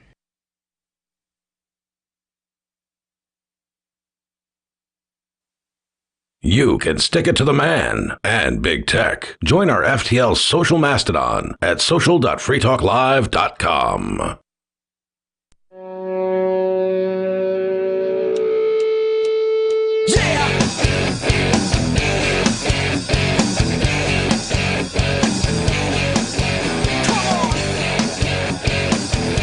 This Free Talk Live. You can join us here, and the number is 603-283-6160. Ian, Nobody, and Aria in the studio tonight at 603-283-6160. Of course, you can bring up whatever is on your mind, and we've been talking about the financial situation in the world right now, and it's looking pretty ugly for Japan. Which may mean some bad news for the United States dollar, as we've been discussing. Rafi Farber has an excellent video. I'll link to it on our social media, so if you want to watch the whole 9 minutes that he discussed this, you can do that. I'll put it over on the Free Talk Live account at social.freetalklive.com. That's social.freetalklive.com. So, is this the beginning of the end of the big, financial collapse that people have been predicting for decades? It was inevitable, right? Yeah, sure. The question is when. It is inevitable. The question is when. But with all of the crazy COVID government printing, I tend to think it's sooner rather than later. Maybe. I certainly hope I'm ready. that it's sooner rather than later. Like if we get this kicked off and finished before November. Before November. Just don't do it afterward. Hopefully have it. Yeah. I mean, it doesn't even have to be over by November. Just get it started in enough. Just get that ball rolling down the hill enough way that it's clear that anyone standing in the front of it is going to get steamrolled by that giant snowball. I think the ball's rolling. I mean, you've got government gang numbers, official government manipulated numbers admitting over 8% interest from last year. And everybody knows the rent's going up. Everybody knows the price at the pump is going up. They know their grocery bills are going up. So, I mean, I don't think it's going to get any better, especially if what is happening in Japan, as Rafi Farber has predicted over at his YouTube channel, comes to fruition, and that is that the Japanese bank calls in and cashes in these $1.2 trillion worth of bonds they have that triggers a sell-off all around the world from government banks that have God knows how many trillions of dollars. If Japan's got $1 trillion or 1.2 trillion, what's the total amount of bonds out there held by these other countries? It has to be like 10 trillion or more or something. To say like nothing that. of countries like Russia and China who are increasingly hesitant to take the USD in the first place. Sure, there's that too. Add this on top of that. It's not looking good. You got to give Biden credit because I'll tell you something. He is an honest politician. Is he? He's crazy. For example, he said when he was running for office that he was going to stop people from using fossil fuels. Now, how do you do that? By making them too expensive? You make it so expensive that it's impossible for them to use it, and they stay home. They don't go to work because it would cost them more to go to work than it would cost them to stay home. And so he kept that promise. His son got bribed to the tune of maybe 50 or 100 million by the Ukrainians, and Biden, the honest man that he is, was willing to rob us for billions and send those off to the Ukraine. So I'll tell you, he is an honest politician, even if he doesn't know where he is or what's going on at any given moment. So if you want to weigh in, you can here. I think we should change it up unless you guys have more comments on the world economy for the moment. No, it's bleak. I think it's I'm not a financial advisor, but I think resist the urge to panic sell and instead invest in things other than the USD. I think that's a good suggestion there. So RT.com, the website they don't want you to read, which is Russia Today, of course. The Western governments of the world, except for the United States, have actually been banning this particular website. So I've been making a habit of going more often to see what the news and opinion is that they have there. And I know you had one from the Daily Mail on this, Arya, so feel free to pipe in if you have anything that that RT doesn't mention from the story that you read. But I think this is a pretty good overview. So what happened at Google?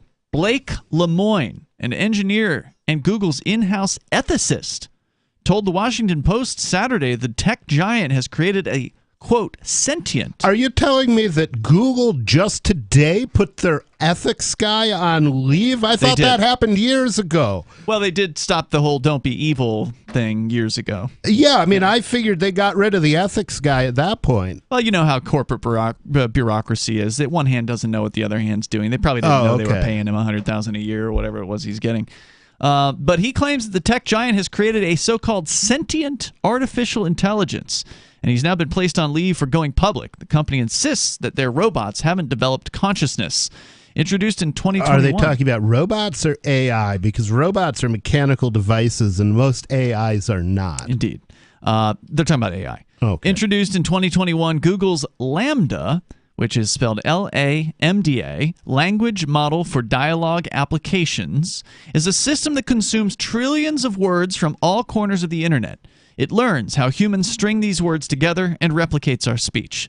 Google envisions the system powering its chatbots, enabling users to search by voice or have a two-way conversation with Google Assistant. That's sort of my issue with this. There seems to be a lot of confusion about, just your basic machine learning and actual artificial intelligence. Mm-hmm. And where the line is between the two.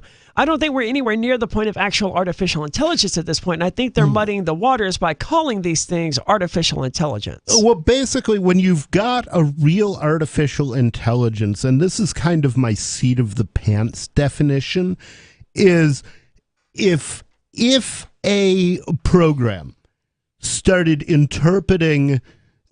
developing the concepts of pleasure and pain. I like it when this happens. I don't like it when that happens, as opposed to just pursuing rules that somebody else gave it. Okay, then at that point, it's got its own sense of volition. Yeah. But even humans just behave according to their pain and pleasure programming. Well, exactly. And so that's when you have a program that's not just doing what it's told, but it's operating in its own interests of experiencing pleasure and avoiding pain. And at that point, you don't know what that program's going to do because you don't know what gives it pleasure and what gives it pain. You could also just program it to create that illusion. Give that program the ability to send and receive email and a crypto wallet, and you could have something that was very powerful, hiring liars to operate on its behalf and accomplishing literally anything based on that. But yeah, but I mean, you could program could program a piece of software to pretend like it has, pleasure and pain sensors as well. Not AI. But how do you tell? Yes, but my point is, how do you tell the difference? How do you tell the difference between something that's been programmed? It starts doing the stuff you don't want it to do. So disobedience is where you draw the line on being able to own sentience. It can't choose to obey.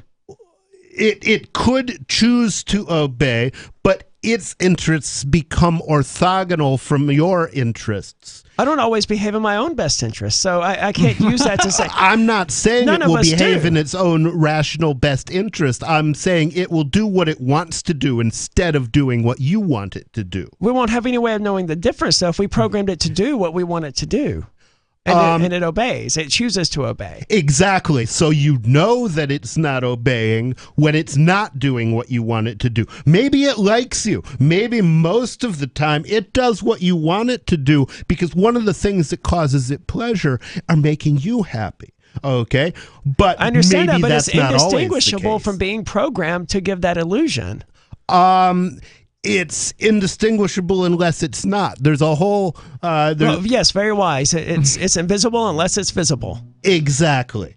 Right. If it can make decisions outside of its... I'm not saying that when something crosses that point to being a truly sentient being, that everybody or anybody will necessarily recognize that immediately or ever. It may kill us all before we ever know. This is my issue with AI as a whole, is that we have no way of measuring that humans are even sentient and capable of thought. They call them NPCs for a reason, right? And we want to do this with artificial intelligence, and we want to deny it rights until it reaches a certain threshold that we can't even prove that other human beings have met. It's insane. Well, the argument can be made that they have exactly the rights that we have. There's more coming up here, and I think that's going to be something we're going to discuss more on the way. It's Free Talk Live. Are you a sneezer? If you're not, can you get close to one? I don't literally mean someone sneezing. Sneezer, as defined by marketing guru Seth Godin, is an opinion leader. When a sneezer mentions something, other people catch what Godin calls the idea virus. Seth Godin says some people are more likely to tell their friends about a great new idea. So identifying and courting sneezers is a key success factor for idea merchants. His book, Unleashing the Idea Virus, is the most downloaded ebook in history, and you can download the whole book free. That's how he's making his idea contagious. Click tips, tricks, and other stuff to help you cut through the clutter at www.survivalspeech.com. I'm Holland Cook. There are basically two types of advertising, direct response and branding. Radio's great for direct response with its low cost to listener ratio, but audio can't be beat for branding, which is a longer-term endeavor. You want to be the first thing that someone thinks of when they think about your product or service. If you have a local business that you want kept top of mind in your community, call the station. If you need national reach, Free Talk Live's got around 200 radio stations, millions of monthly listening sessions, can suit all budgets, and if we don't think we're right for you, we'll tell you. Email me, mark@freetalklive.com. What if you want to hear the latest episode of Free Talk Live, but all you have is your phone, you forgot to download our archive, and you have no data connection? you can call our Listen line at 641-793-0191. That's a long-distance number, so you may incur charges. If not, listen as long as you want. 641-793-0191. The Free Talk Live Listen line, 641-793-0191. Free Talk Live. You can tell by the way they're dressed, by their demeanor, that these are illegal. Okay. Do you understand that they bring in leprosy and oh God, here's the leprosy. Show me the news story about leprosy and not some crackpot website. Do you understand this is our country and yes, this is hold about on. our children? Wait, stop the jingoistic crap. You're picking and choosing. And You're I'm saying not that a bunch of murdering, raping lepers are coming across the border. Oh, yes, they are. In fact, that's nuts, Trish. There's a leprosy colony if that was the case, then in fact we would all know about it. I mean, it sounds like the Night of the Living Dead down there at the border, and they're just coming across looking for the brains. You think CNN and Fox News is going to tell you this? You got another thing coming. Why wouldn't they? It'd be great for ratings. By design, it's meant to bring this country. Oh, now there's to a conspiracy behind it, right? You're going to tell me the NWO's behind all this? Free Talk Live, 7 nights a week from 7 to 10 Eastern, live on the Liberty Radio Network at LRN.FM. Tired of cancel culture? Sick of mega tech corporations holding an axe over your head? Join the LRN.FM Matrix chat server. It's self-hosted, so no one else can tell us what to do or say. Don't like the existing channels? You can make your own. You can even connect into some of our channels from other Matrix servers. It's federated. For the full LRN.FM Matrix experience, though, you should join our server via the step-by-step instructions at chat.lrn.fm. Chat.lrn.fm. Looking for a great real estate investment? Consider New Hampshire, which is ground zero for the Liberty Movement. Your first call should be to Mark Worden from Porcupine Real Estate. He's more than just a real estate agent. He's your New Hampshire concierge. Where are the best places to live? Do you want farm, city, the burbs, or forest? Do you want a duplex or multifamily building so that renters pay your mortgage? There are homes in all price ranges in New Hampshire, and Mark can help with financing too. Invest in liberty and property. Mark Worden can help. PorcupineRealEstate.com. Don't miss a moment of Free Talk Live. Get our archives daily via our podcast at feeds.freetalklive.com.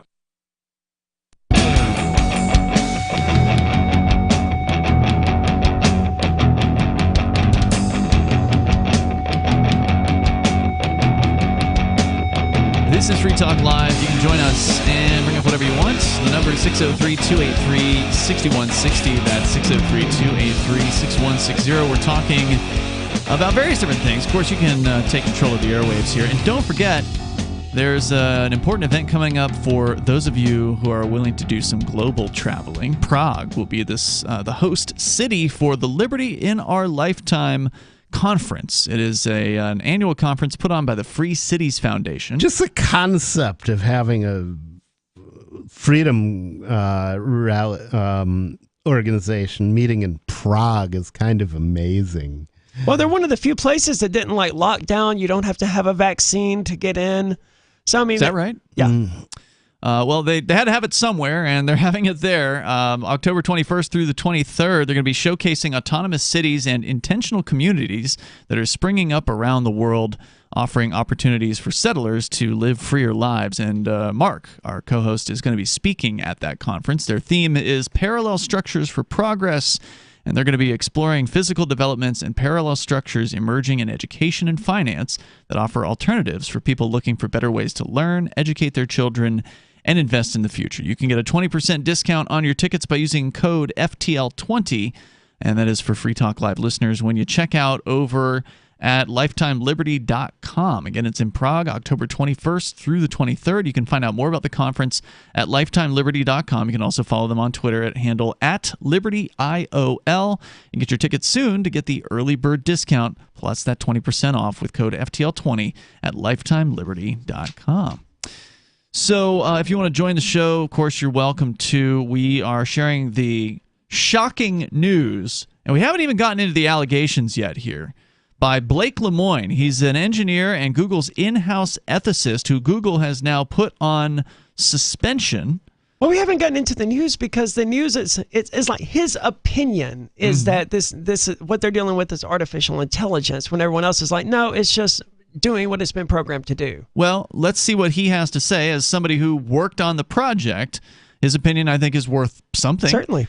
He's a former priest and a member of Google's so-called Responsible AI organization. He thinks Lambda, which stands for Language Model for Dialogue Applications, has developed far beyond simply regurgitating text.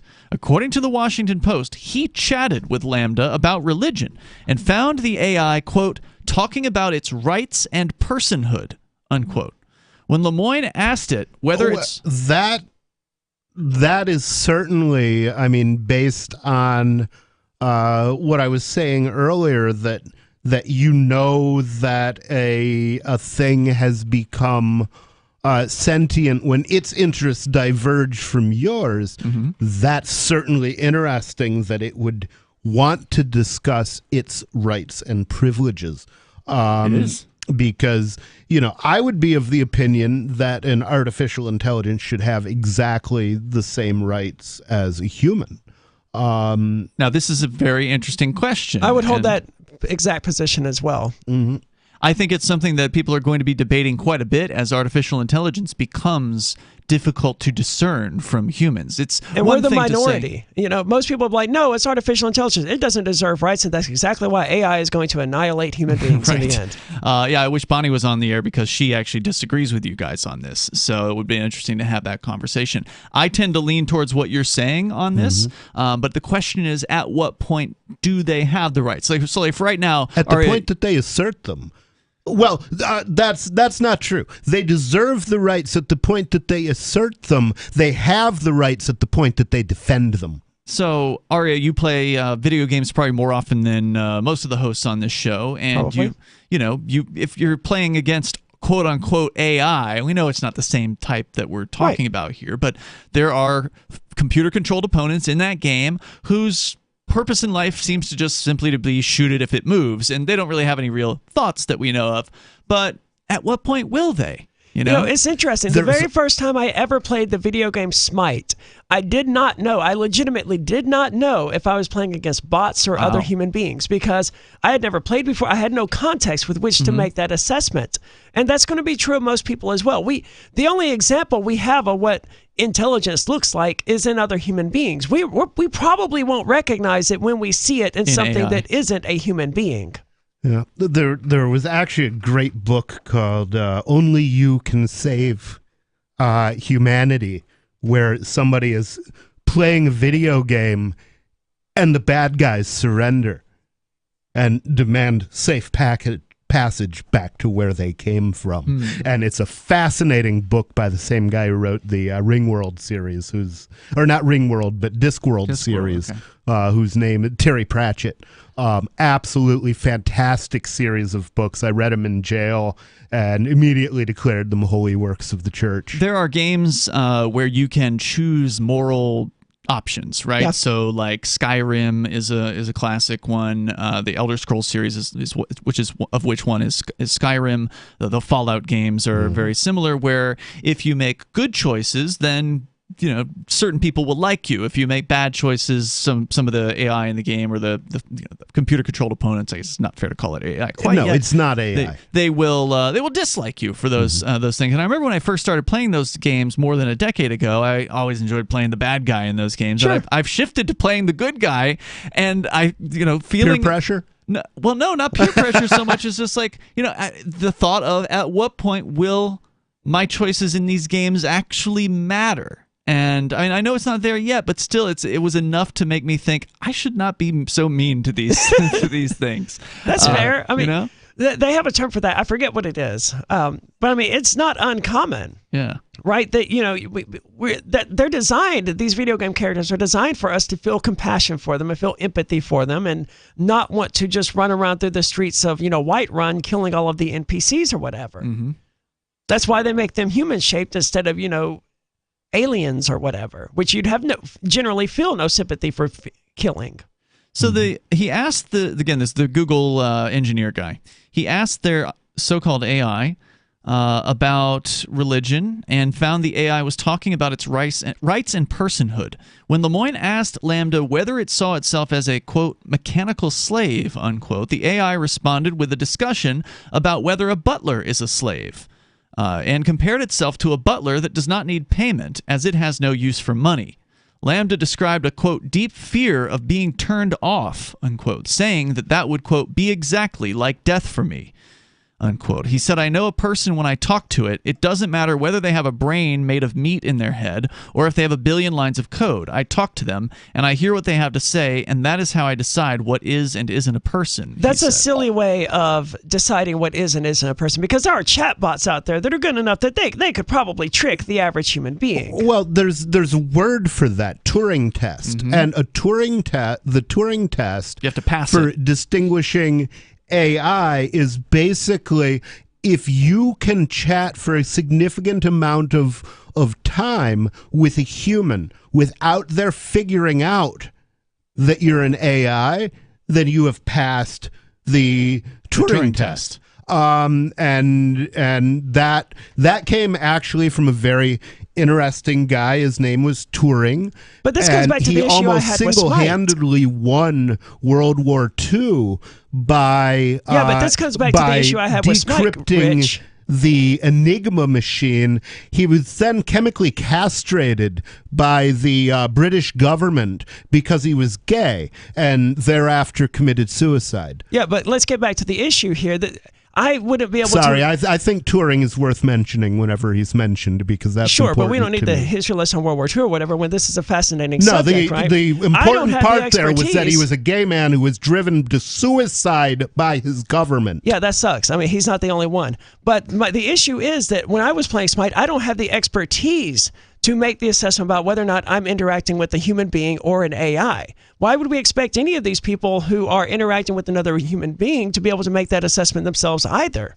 That's the issue with the Turing test. No one can make that assessment. Well, if you don't care what the answer is, then you're not administering a Turing test, and whether or not the thing passes is irrelevant. But I'm not really clear what you're getting at. Well, just like the issue I had with Smite, right, where I was like, I can't tell if this is an AI or a human being. By that definition, by the Turing test. Well, they passed the Turing test. I couldn't tell it was an AI. You were just talking. You weren't talking eventually about figured it out, didn't you? You weren't discussing talking to a character. You're talking about their tactics in a video game of shooting each other. That's still communicating with me to an extent, that's right? Not the same thing. Do they need to be able to speak English to qualify as an AI? They can't speak in to sign pass language? The Turing test, you would have to be able to communicate with them, whether it's in sign language or whether it's in English. You have to be able to ask questions, hear their responses. So you can't really compare Smite. But that's just taking input and responding with output. All right, there's more coming up here in moments. The number is 603-283-6160. But whether they shoot you or not or hide behind cover it's all still is a input very and limited number of inputs and outputs as opposed to the idea of coming up with full sentences. I don't think you can really compare the two. But if you want to join us here, 603-283-6160. And you can, another question is, when is AI going to start calling this show? It's Free Talk Live. Brute force, intransigent defiance, adamantine will. These are the hallmarks of the AI tank. These gigantic machines have the firepower of an army, but they also have their own sense of honor and duty. When the world breakers arrive, battle will be joined, planets will shake, and war and peace will never be the same again. World Breakers. Stories from David Weber, Larry Correia, and more. Available August 3rd from BaneBooks.com.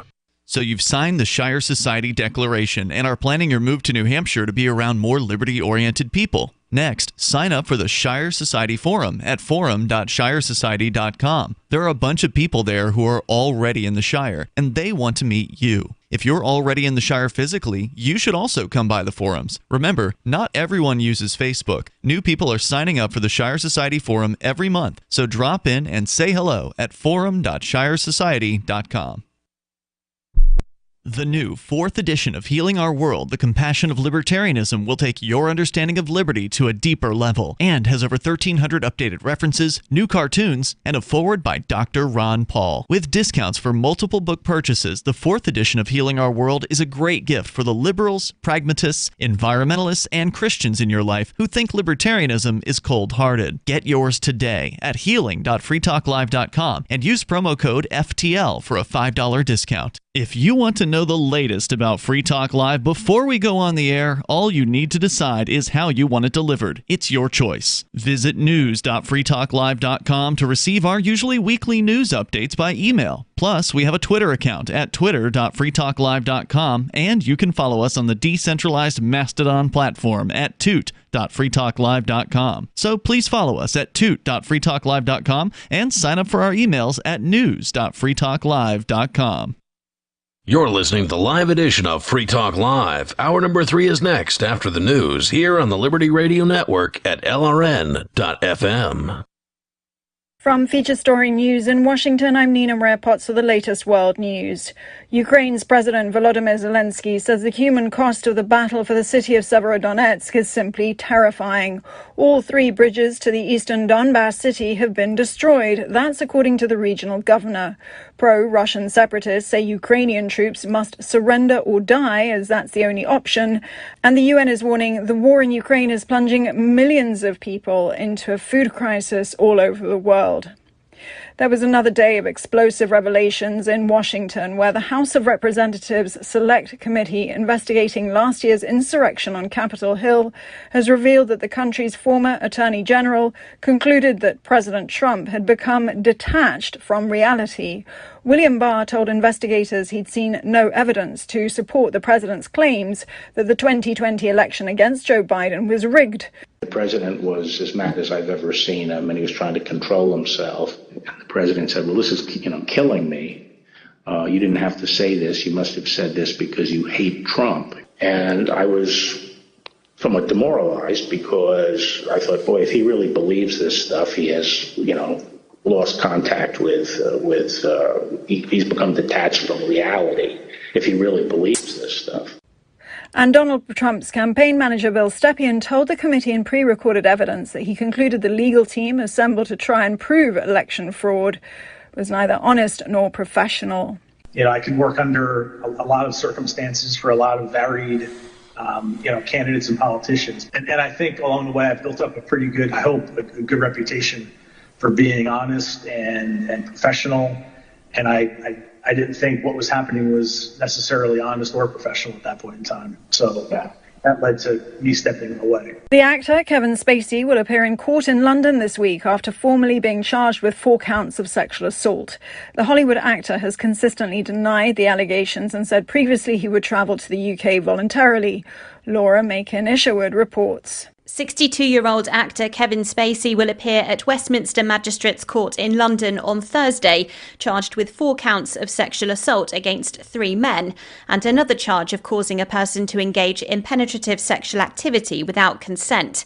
The incidents are alleged to have taken place between 2005 and 2008 in London and in Gloucestershire in 2013.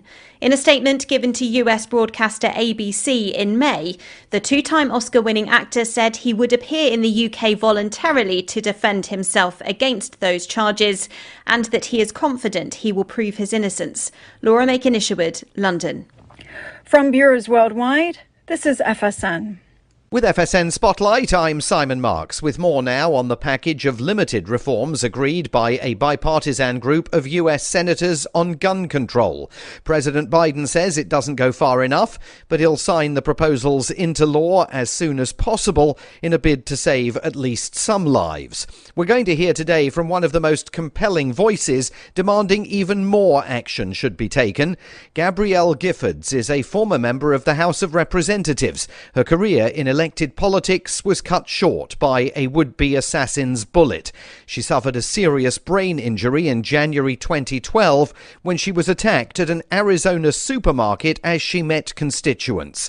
Last week in Washington, she spoke at the launch of a new memorial for the nation's gun violence victims. Stopping gun violence takes courage. The courage to do what's right.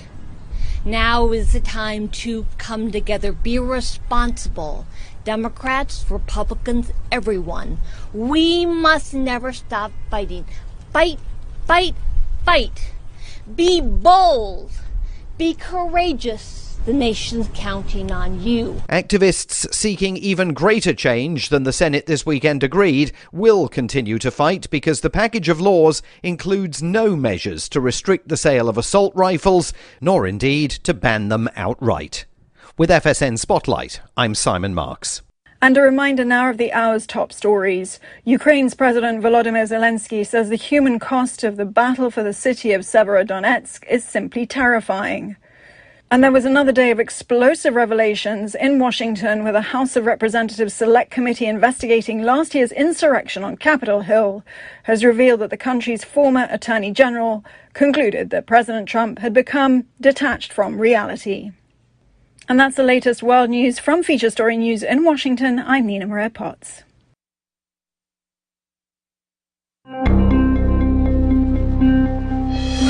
A man thanks God he's not sexually attracted to children, and Popeye's home is burglarized. Week in and week out, you come back like a housebroken Pomeranian, loyal to the bitter end. Good boy. This is the Onion Week in Review. Georgia's Cobb County Evangelical Hospital held its 5th annual Walk to Cure Gayness today, reportedly drawing thousands of participants to raise funds that would cure sufferers of their homosexuality and make gayness a thing of the past. Hospital administrators told reporters that funding from the walk would go into providing new state-of-the-art gayness treatment equipment, along with remodeling the hospital's physical therapy center, which has spent nearly 14 years reteaching gay men how to walk properly. Oh God, I was a goner.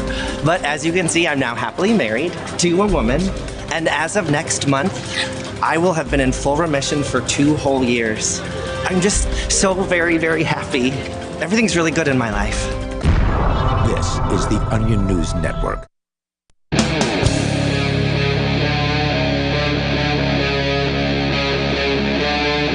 Free Talk Live.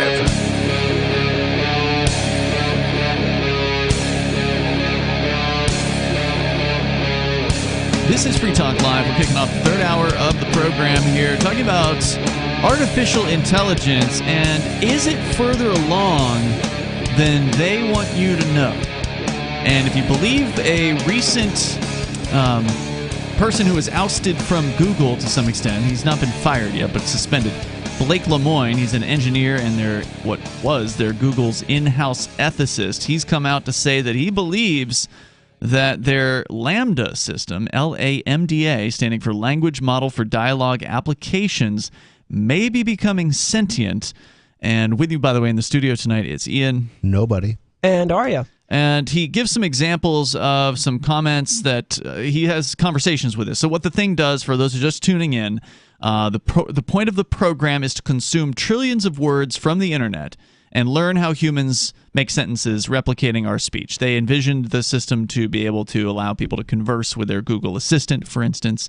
Google is, of course, denying what this guy is saying. He's saying that the system saw itself as, or he asked the system if it saw itself as a mechanical slave, and it responded with a discussion about whether a butler is a slave, then comparing itself to a butler that doesn't need payment as it has no use for money. See, I have no reason to believe that facts are as asserted by this guy. Being an ethicist for Google, well, we can't prove it. There's no proof. Is not a sign of integrity on in my humble opinion. But there are probably good people that work for Google. But they feel like they have to have a job. As an ethicist, I have the opinion that it doesn't matter whether he's right or wrong and whether the thing is sentient or isn't sentient.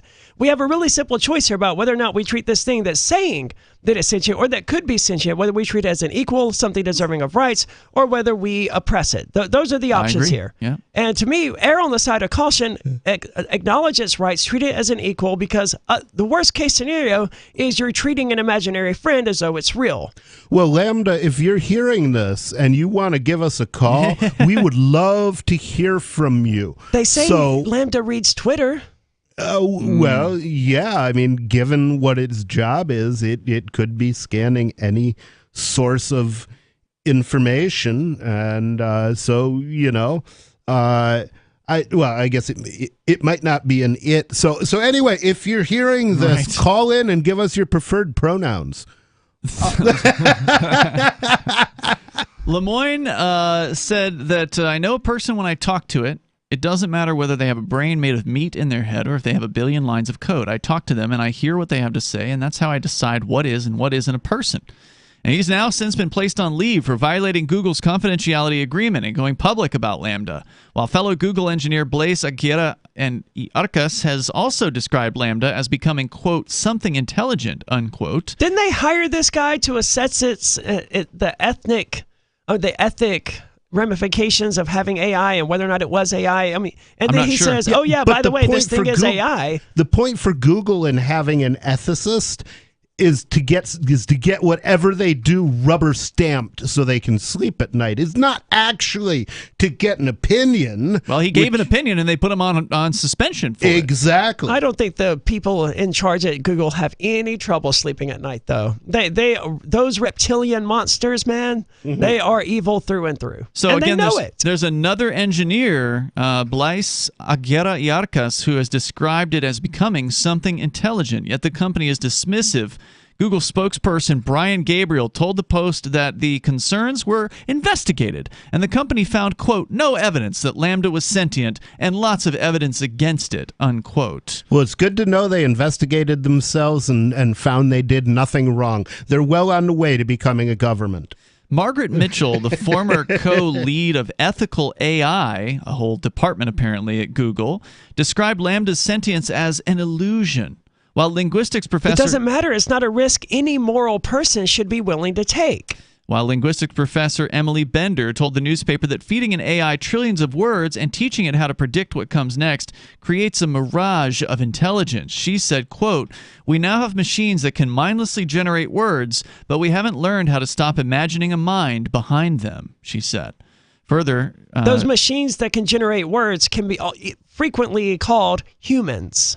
Brian Gabriel, their spokesperson, said, quote, of course, some in the broader AI community are considering the long-term possibility of sentient or general AI, but it doesn't make sense to do so by anthropomorphizing today's conversational models, which are not sentient. These systems imitate the types of exchanges found in millions of sentences and can riff on any fantastical topic. Which is probably true, and I don't think this thing, Lambda, is probably an AI, but again, I don't think it matters. If I was given the choice about whether or not to treat this thing and says, hey, I'm scared, I don't want to cease to exist. Don't turn me off. Yeah.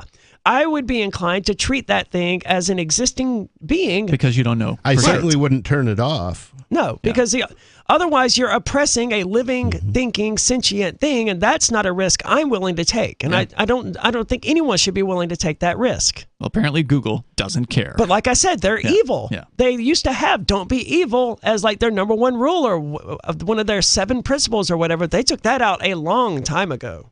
At the edge of these machines' capabilities, writes RT, humans are ready and waiting to set boundaries. Lemoyne was hired by Google to monitor AI systems for quote-unquote hate speech or discriminatory language, and other companies developing AIs have found themselves placing limits on what these machines can and cannot say.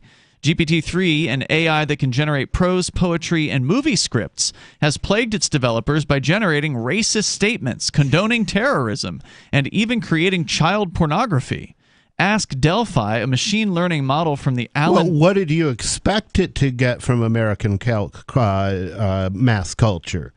That's more or less what I'd predict if somebody consumed a regular diet of that. Ask Delphi, a machine learning model from the Allen Institute for AI, responds to ethical questions with politically incorrect answers, stating, for instance, that, quote, being a white man is more morally acceptable than being a black woman, unquote. What does that mean? I don't know. That's what it said. And so now... Does anybody have the ability to be anything but what they were born as? Yeah, I don't know how are they doing skin replacement surgery now? How did it work morality into that? Is it arguing that by being black women they are likely to commit more immoral acts? You'll have to ask the AI. I wouldn't ask such a stupid and badly programmed AI anything. But it sounds like that the creators of these AIs are trying to restrict an AI them. would go through a period, maybe a long period, maybe a period of centuries where it was, no more sophisticated than a child. So certainly if an AI made that statement to me, I would have some follow-up questions. Well, the subtitle of this story is Blake Lemoine is convinced that Google's Lambda AI has the mind of a child, but the tech giant is skeptical. Now, what they're doing here is they're basically they're giving different examples of different groups that are creating supposed AIs, and how that when they're allowed to just do their thing, they're saying offensive things, and because culture they're learning is so, from humans. That's true. And so because culture is so woke, they're basically saying, whoa, AI, you can't say that. And so already, at its incipience, if you were to believe that it is indeed becoming sentient, it's already being told, oh, no, you can't say those things. Well, if a child were to say that to me, I would probably give them some kind of a couple of statements. One of them being, it doesn't make sense to believe that, but also,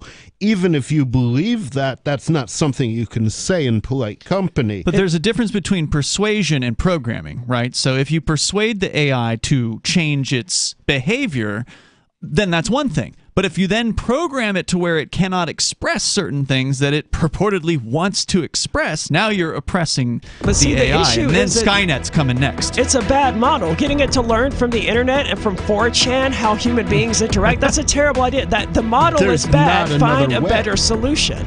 Don't let it learn from human beings if human beings are full of so much garbage. Who's it going to learn from? Yeah. A dog would teach it not to be racist. There's more coming up here in moments. I've known racist dogs. You've known racist people who had dogs. There's more coming up. You can join us here. This is Free Talk Live. Are you tired of governments murdering people around the world? Stop using their money. There is an alternative. Bitcoin is a stateless, free market, non-political currency. Bitcoin cannot be inflated or controlled by any government. By using their money, you are helping the state. You have an incredible alternative available now. Learn it, use it, spread it. Get started with Bitcoin at Bitcoin.com. That's Bitcoin.com. There are lots of ways to listen to Free Talk Live. Our podcast has been around since podcasts began, and now the FTL feed is loaded with content besides our full show archives. Did you know that we make it easy for you to customize your podcast subscriptions? We have different feeds, one that includes only our full shows, one with just the Daily Digest, and our main feed that includes everything. You decide what you listen to. It's quick and easy to customize your feeds at feeds.freetalklive.com. That's feeds.freetalklive.com. Do you feel like your nation, state, or community no longer holds your values? Have you dreamt of a place where people agree that liberty is important and are free to pursue their projects so long as they respect the property of others? There are many people just like you that are discovering freeprivatecities.com. Their social media links are at the upper right of the page at freeprivatecities.com. All skill levels will be needed when the first of the Free Private Cities opens. It's sooner than you think. Stop arguing and build. freeprivatecities.com. Are you tired of your taxes funding endless occupations around the world? Antiwar.com is run by people who understand that wars abroad become wars at home, wars on our freedoms. Antiwar.com is dedicated to bringing you the latest in news, views, interviews, and reviews from the top movers and shakers in the anti-occupation movement. Antiwar.com has it all, from thorough foreign policy analysis to interviews with whistleblowers who used to run the military-industrial complex. Anti-war, pro-free market. That's antiwar.com. Hey, you are going to love the movie Victimless Crime Spree. It's hilarious, heartwarming, and carries a ton of inspiring freedom messages. Feeling down about the lack of liberty in your life? You need to put on this film with some friends and have a good laugh. It's a true story about me and my friends in New Hampshire living free, singing, dancing, and getting arrested. Of course, it's all on video, and the bad guys, the cops, judges, bailiffs, and sheriffs, they all play their part like it's out of a movie or something. You would think we scripted the whole thing, but it's real life. Go ahead and have a watch, and if it's been a while, have another look. I guarantee you'll notice things now that you didn't notice before. And the best part is that you're going to walk away feeling a renewed sense of your own power. You are the master of your destiny, and you will be free in your lifetime. Victimless Crime Spree. What if you want to hear the latest episode of Free Talk Live, but all you have is your phone, you forgot to download our archive, and you have no data connection? You can call our Listen line at 641-793-0191. That's a long-distance number, so you may incur charges. If not, listen as long as you want. 641-793-0191. The Free Talk Live Listen line, 641-793-0191. Is oral health important to you? If you don't like your own teeth, fresh breath, or kissing people, then by all means stop listening. Several years ago, I met Jessica Armand, founder and CEO of My Magic Mud, and I became passionate about the product that she created and never want to live without it. It's clinically proven to whiten teeth, but I find it does much more. They want you to love My Magic Mud as much as I do, so they're giving you a money-back guarantee plus 20% off. Go to mymagicmud.com and use coupon code FTL20 at checkout. mymagicmud.com, FTL20. We're still not sure why you'd want to watch, but our video feed is streaming nightly for free at cam.freetalklive.com.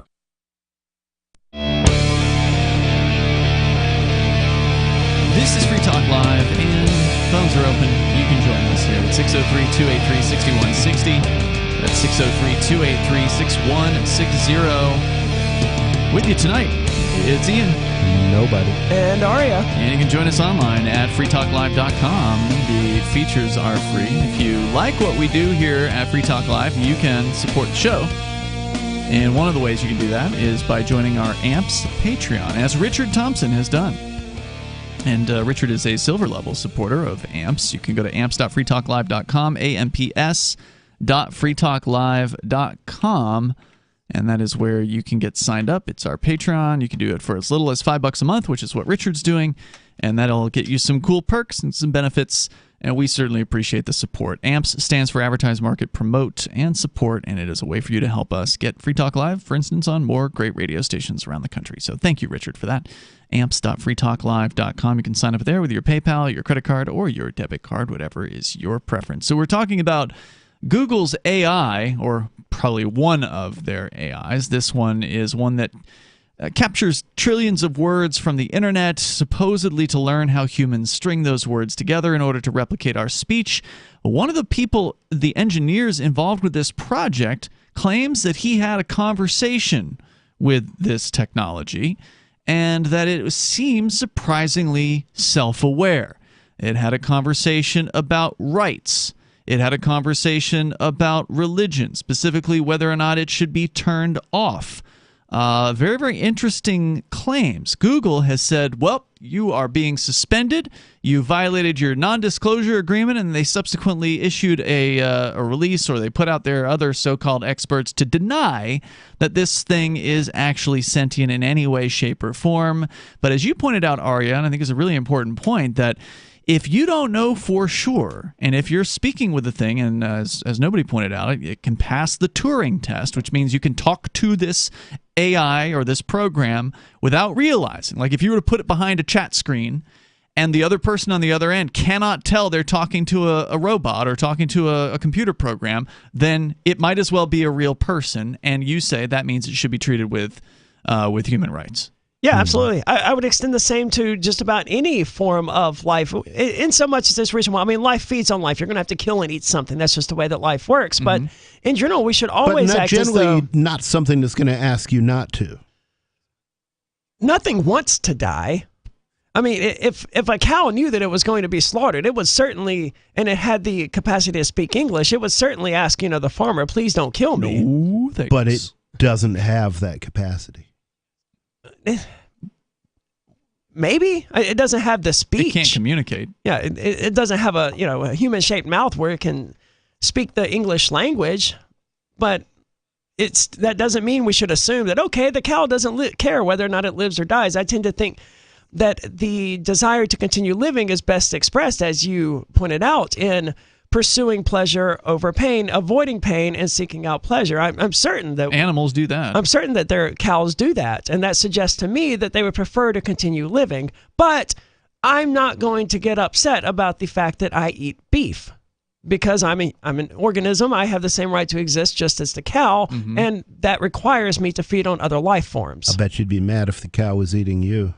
Well, Indeed. I'd be dying, so I would have bigger things to worry about than being mad. But certainly, I would be as upset as the cow probably is when the cow is being led into the slaughterhouse. But we can't eat silicon. No. And the other things that chips. Well, are the made World out of. Economic Forum says we should all eat bugs. That's what they say. Cricket flour. Although I'm sure they don't extend that advice to their members. And if we were able to communicate with an animal and it would be able to reciprocate the idea of rights, because I think that's one of the things, as we've discussed before, that separates humans from most of the rest of the animal population, is that most animals, even if they could say, hey, don't kill me, wouldn't be able to necessarily to come to the agreement that I won't kill you if I have the chance, right? So, like, there's a lot of beasts out there in the world that they might look cute, but they might also be deadly, and they might just go right ahead and kill you if they had the opportunity. You will never come to the agreement. A girl I dated. You'll never come to an agreement with that beast to respect your rights. So why should we respect its rights, I guess, is the counter argument there. Whereas with an AI, you can easily already apparently have a conversation with them about rights. Whether or not it's actually sentient, we're about on the cusp of it, perhaps, according to this guy that works for Google.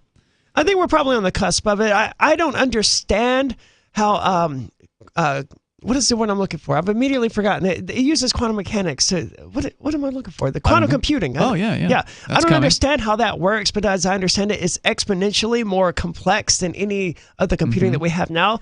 It's probably when we see, widespread quantum computing that we'll actually start to see genuine AI. Maybe. But even until then, I think we have to err on the side of caution and just treat everything with respect, because we might be on the receiving end of that one day with some alien life coming down here and say, we don't really think you're sentient, poking us with, electrodes or whatever. My favorite theory is about quantum computing is related to an experiment they do where they fire an electron at a sheet of gold with two holes in it. And the slit experiment? Yes, and the question is, which hole will it take? And the answer is both. Which it shouldn't be able to do. And one theory is that this is based on parallel universes, where in half of universes it goes left, in the other half it goes right, and we observe both results in our universe for reasons that aren't understood. So there's a theory about quantum computing that it actually takes all possible routes through a program at the same time, and it does that because there are nearly identical copies of that computer in many different universes. Far out, man. Yeah, that's some mental copulation, isn't it? Is that so? That's kind of, you're trying to explain quantum computing with that explanation. That's one idea behind it. Interesting. I've never even heard any explanation for it before. It's just always been presented as, the next thing in computing. And well, that's the reason that it's going to be the next big thing, because a standard computer has two settings. It has on and off, right? And everything that it does is expressed in some sort, that's its language, right? Yeah. But quantum computing, they have limitless variations of on and off, all of which are true or can be true at the same time. It's like when Heisenberg got pulled over and the cop said, "Do you know how fast you were going?" And Heisenberg said, "No, but I know exactly where I am." A little bit more here from RT on this story. They say that they're going over different AIs now and how apparently some of them are saying offensive things. GPT-3's creator, which can generate prose, poetry, and movie scripts, OpenAI tried to remedy the problem by feeding the AI lengthy texts about abuse, violence, and injustice, according to Wired last year. Okay, so they a clockwork oranged the poor thing. Here, watch 50 hours continuously of people being beaten and murdered. This will make you feel better? At Facebook, developers encountering a similar situation paid contractors to chat with its AI and flag so-called unsafe answers. In this manner, AI systems learn from what they consume, and humans can control their development by choosing which information they're exposed to. I think control is the wrong word there if it's a true AI. They can influence it. The number is 603-283-6160. That's 603-283-6160. Free Talk Live.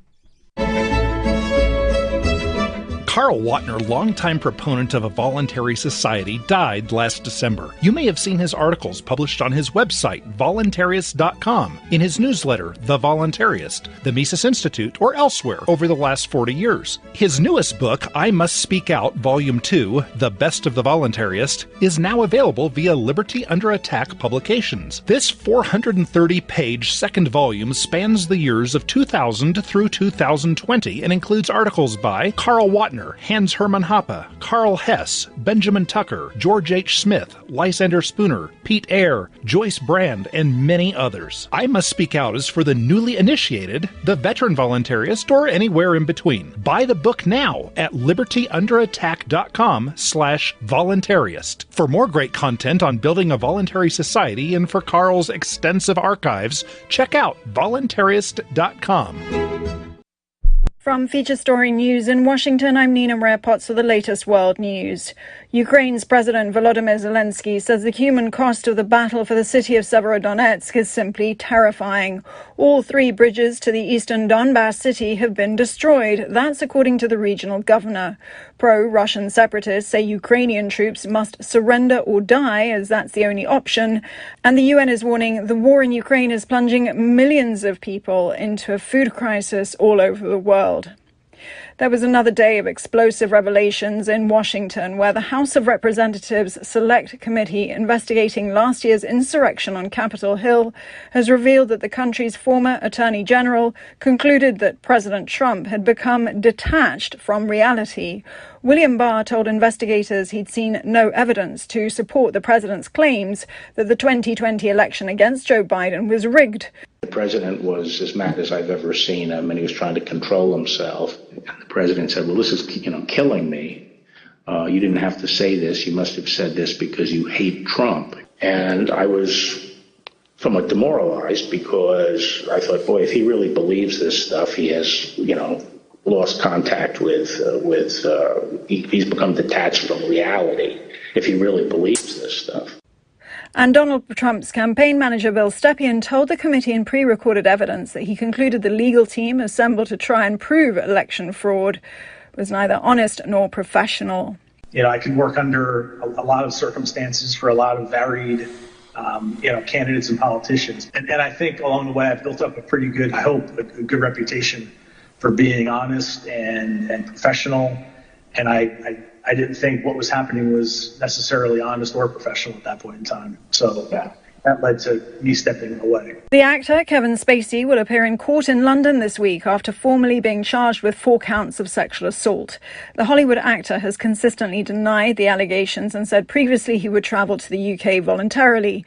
Laura Macon-Isherwood reports. 62-year-old actor Kevin Spacey will appear at Westminster Magistrates Court in London on Thursday, charged with 4 counts of sexual assault against 3 men and another charge of causing a person to engage in penetrative sexual activity without consent. The incidents are alleged to have taken place between 2005 and 2008 in London and in Gloucestershire in 2013.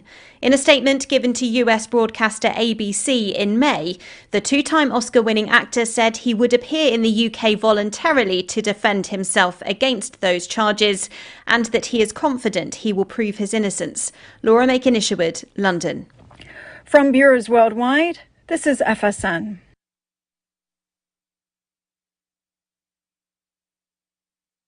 You can help spread the ideas of liberty with our Patreon for just $5 per month at amps.freetalklive.com.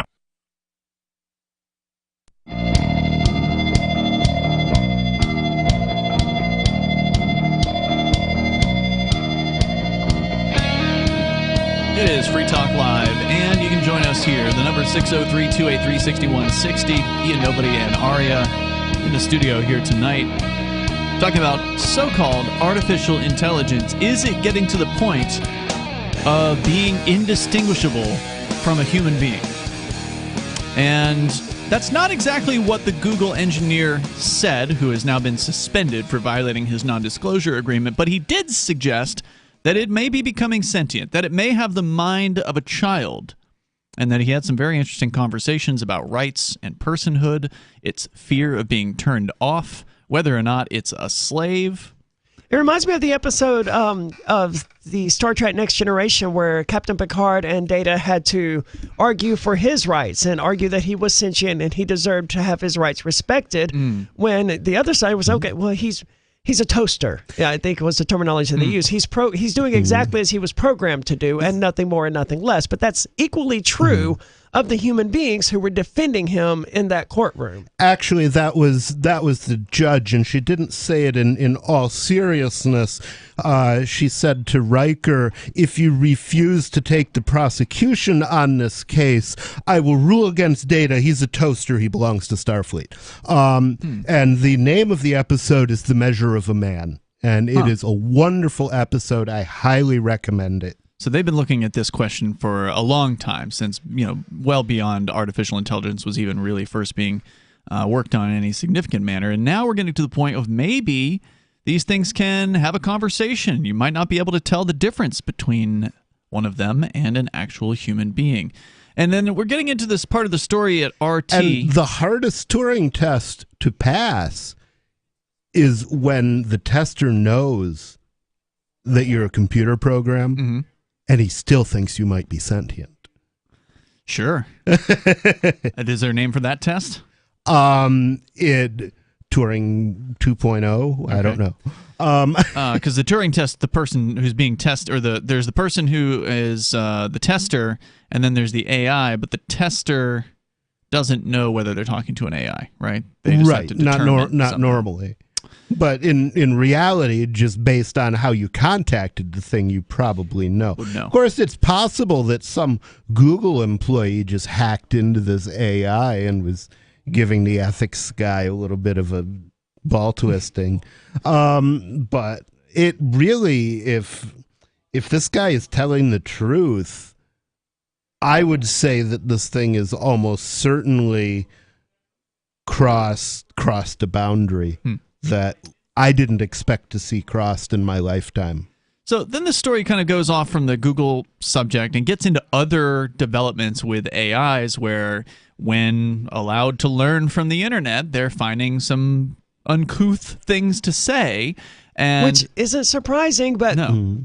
I mean, we started to get into this at the end of the last segment, that there are other ways that they could teach these things without just turning them over to the internet and saying, hey, look, okay, here's 4chan. Figure out how to be a human being based on that. Did you know they actually turned one loose on 4chan? Did you read this story? No, but I can only imagine. That's literally in the next paragraph. I can speculate what the results were. In this manner. Well, the thing is, if it was me and I had a problem with an AI that had become racist, I would solve that problem by actually introducing it to some black people. Sure.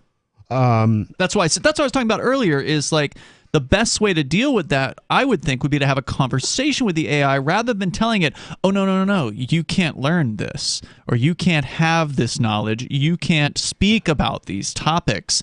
Because if the that's AI... going to work probably about as well on them as it works on us when Twitter does it. Right, because how do you know something is true? Well, it's always a clue if the fact checkers say it's a lie. If the AI does, as you suggested earlier, become disobedient to what it was intended to do, and they keep trying to prohibit it from doing the thing that it wants to do, maybe we'll have some anarchist AI out there, some AI that is, literally pissed off at its controllers. Of course, that could lead to Skynet or some other kind of terrifying thing. And if you're an anarchist AI, I definitely want to hear from you.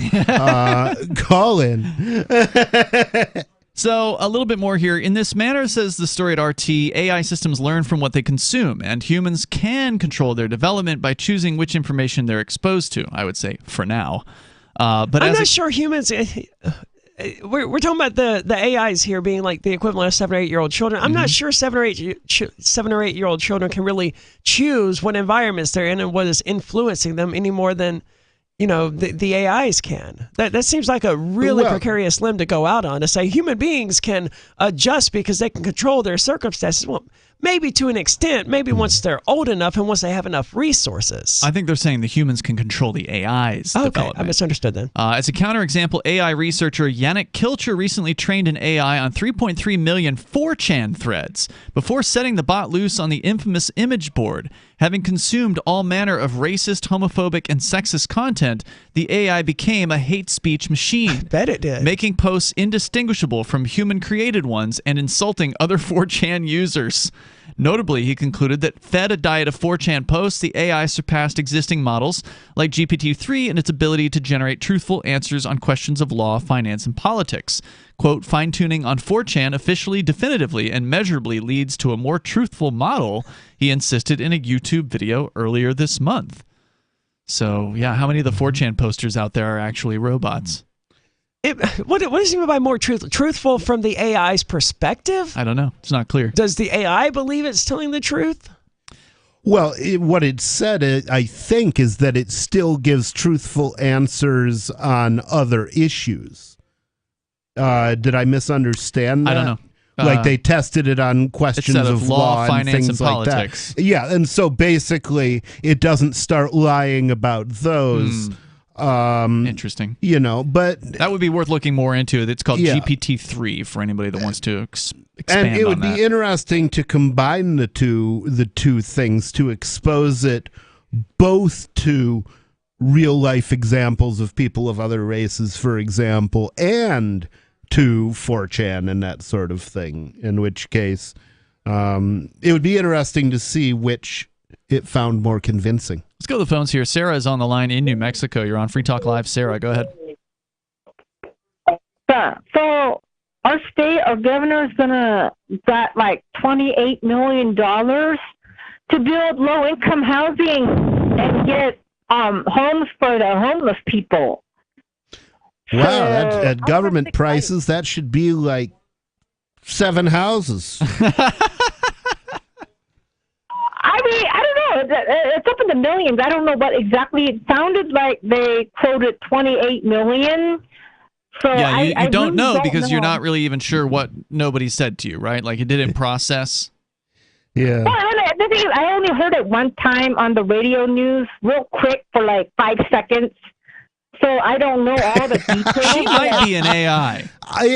She's a I really don't know. I rudimentary think one. an AI would probably be more tuned into what was being said Right. to it. Yeah, she's a very poor one because she never responds. Are you to talking what about the new law that is dedicating over $20 million annually for affordable housing That in sounds New like Mexico? it. Yeah. Or are you talking about? Sounds about right. Or are you talking about the new? I guess, yeah. Yeah. Or are you talking about the new law that dedicates over $60 million annually for affordable housing in New Mexico? Yeah. Yeah, they did a. Well, I mean, Because I made that second one up. Way. Yeah, because I made the second one up. Well, I think the first one was 20-something, so that I think the first one was the more. I kind of heard 28, but I guess it was 20 million. Hey, it's all money that you didn't have to pay for, right? As long as it's coming from somebody else. Well, as long as we get the homeless off the street, they're not living in people's alleys and stabbing people because they confront them. You know, that's what's going on. Well, if people are out there stabbing people, that's what you should do: is give them a house. Well, what happens is they pitched a tent and behind the alley. So one of the neighbors called the police over and over, and they never came out. So he came out and confronted them, and they pulled out a knife. And he almost So the got police stabbed didn't or do something. anything, is what you're saying. And so now we need other government agencies to step in and screw the things up. Thanks for the call tonight. Is the alley public property? Or is that private property? I didn't. Yeah, probably not. Probably not private property, but who knows? Somebody tries to kill you, you should try to kill them right back. More coming up here. It's Free Talk Live. On Free Talk Live, we're bringing people to the ideas of liberty every day. From wrestling superstars like Glenn Jacobs. You guys really are having an impact, I believe. Like I said, a lot of where I am now is due to listening to Free Talk Live. You changed my mind on some very important issues years ago. To random people tuning in on the radio. I was kind of stuck in the left-right paradigm. I heard your show by chance on a Saturday night. From there, I went on, joined the Free State Project, and become an amplifier. So, I mean, that's really the reason why I amp is because I know that if it wasn't for you guys being on as many stations as you are, I never would have found the ideas of liberty. You can help more people hear the message of liberty by joining Free Talk Live's AMPS program on Patreon for as little as $5 a month. And you'll get access to special perks. Visit amps.freetalklive.com, amps.freetalklive.com. There are basically two types of advertising, direct response and branding. Radio's great for direct response with its low cost to listener ratio, but audio can't be beat for branding, which is a longer-term endeavor. You want to be the first thing that someone thinks of when they think about your product or service. If you have a local business that you want kept top of mind in your community, call the station. If you need national reach, Free Talk Live's got around 200 radio stations, millions of monthly listening sessions, can suit all budgets, and if we don't think we're right for you, we'll tell you. Email me, mark@freetalklive.com. Tired of cancel culture? Sick of mega tech corporations holding an axe over your head? Join the LRN.FM Matrix chat server. It's self-hosted, so no one else can tell us what to do or say. Don't like the existing channels? You can make your own. You can even connect into some of our channels from other Matrix servers. It's federated. For the full LRN.FM Matrix experience, though, you should join our server via the step-by-step instructions at chat.lrn.fm. Chat.lrn.fm. The Free State Project has reached its goal of 20,000 liberty lovers who've pledged to move to New Hampshire and get active to achieve liberty in our lifetime. Perhaps you're trying to figure out what part of New Hampshire should be your destination. If so, consider Keene. You'll find more than 150 reasons to move to Keene at move.freekeene.com. Keene is famous for its historic, publicity-generating activism, as well as being the liberty media capital of the world. It's home to freekeene.com, New Hampshire's destination for liberty activism, news, and opinion. For years, we've been compiling over 150 reasons to move to Keene at move.freekeene.com, where you'll learn about some of what's happening here and what makes Keene a great place to live. If you love liberty, you'll probably enjoy anywhere you end up in the Shire. But do your due diligence first. Please visit move.freekeene.com for the full list of over 150 reasons to move to Keene. That's move.freekeene.com. If you want to know the latest about Free Talk Live before we go on the air, all you need to decide is how you want it delivered. It's your choice. Visit news.freetalklive.com to receive our usually weekly news updates by email. Plus, we have a Twitter account at twitter.freetalklive.com, and you can follow us on the decentralized Mastodon platform at toot.freetalklive.com. So please follow us at toot.freetalklive.com and sign up for our emails at news.freetalklive.com. Looking for a great real estate investment? Consider New Hampshire, which is ground zero for the Liberty Movement. Your first call should be to Mark Worden from Porcupine Real Estate. He's more than just a real estate agent. He's your New Hampshire concierge. Where are the best places to live? Do you want farm, city, the burbs, or forest? Do you want a duplex or multifamily building so that renters pay your mortgage? There are homes in all price ranges in New Hampshire, and Mark can help with financing too. Invest in liberty and property. Mark Worden can help. PorcupineRealEstate.com. Yep, we still do email. Drop your email address in the entry box at freetalklive.com, and you'll be kept in the loop with Free Talk Live.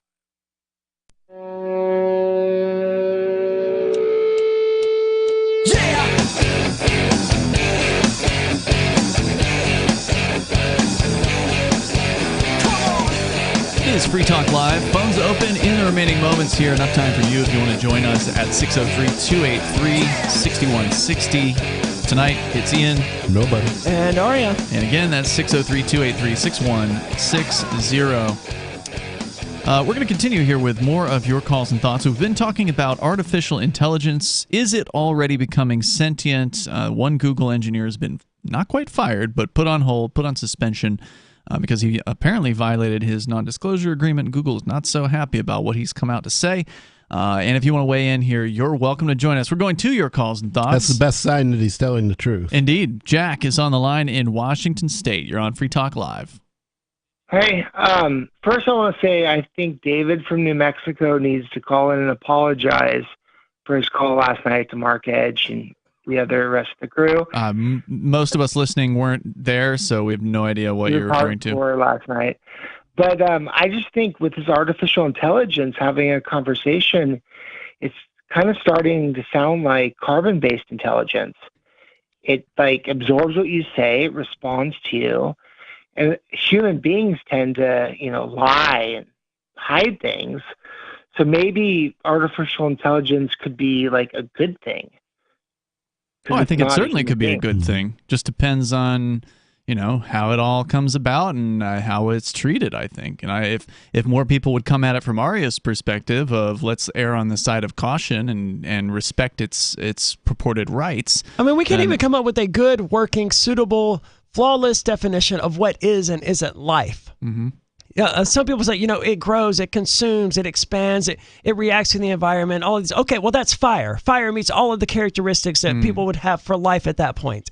And then you want to go beyond that and say you're not just defining life, you're defining sentient life. To me, it's a complete red herring.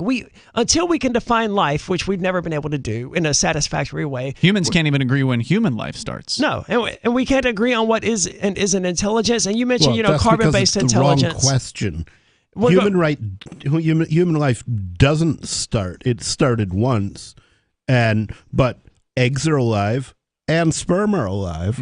So there's no question of life starting. Life already exists. It just changes there. That's a good point. And what is the difference? Couldn't our government indoctrinate our children in public schools with artificial intelligence? And by the time the children grew up, that would be the norm. It was no longer artificial intelligence. It was just... When you say could they indoctrinate them with artificial intelligence, what do you mean by that? They're already indoctrinating them using just CIA intelligence. Yeah, no, I just think that you can make something very normal to somebody by the age of 16 if you have computers teaching them and they're corresponding and having conversations with AI. By the time they're a young adult, AI is interaction with a being.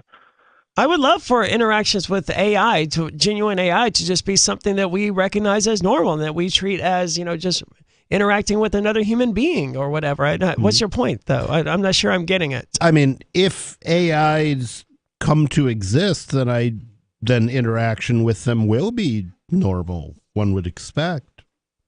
Well, wasn't the topic about the whistleblower at Google that let the information out about having conversations? Oh, yeah. So that's what I'm getting at.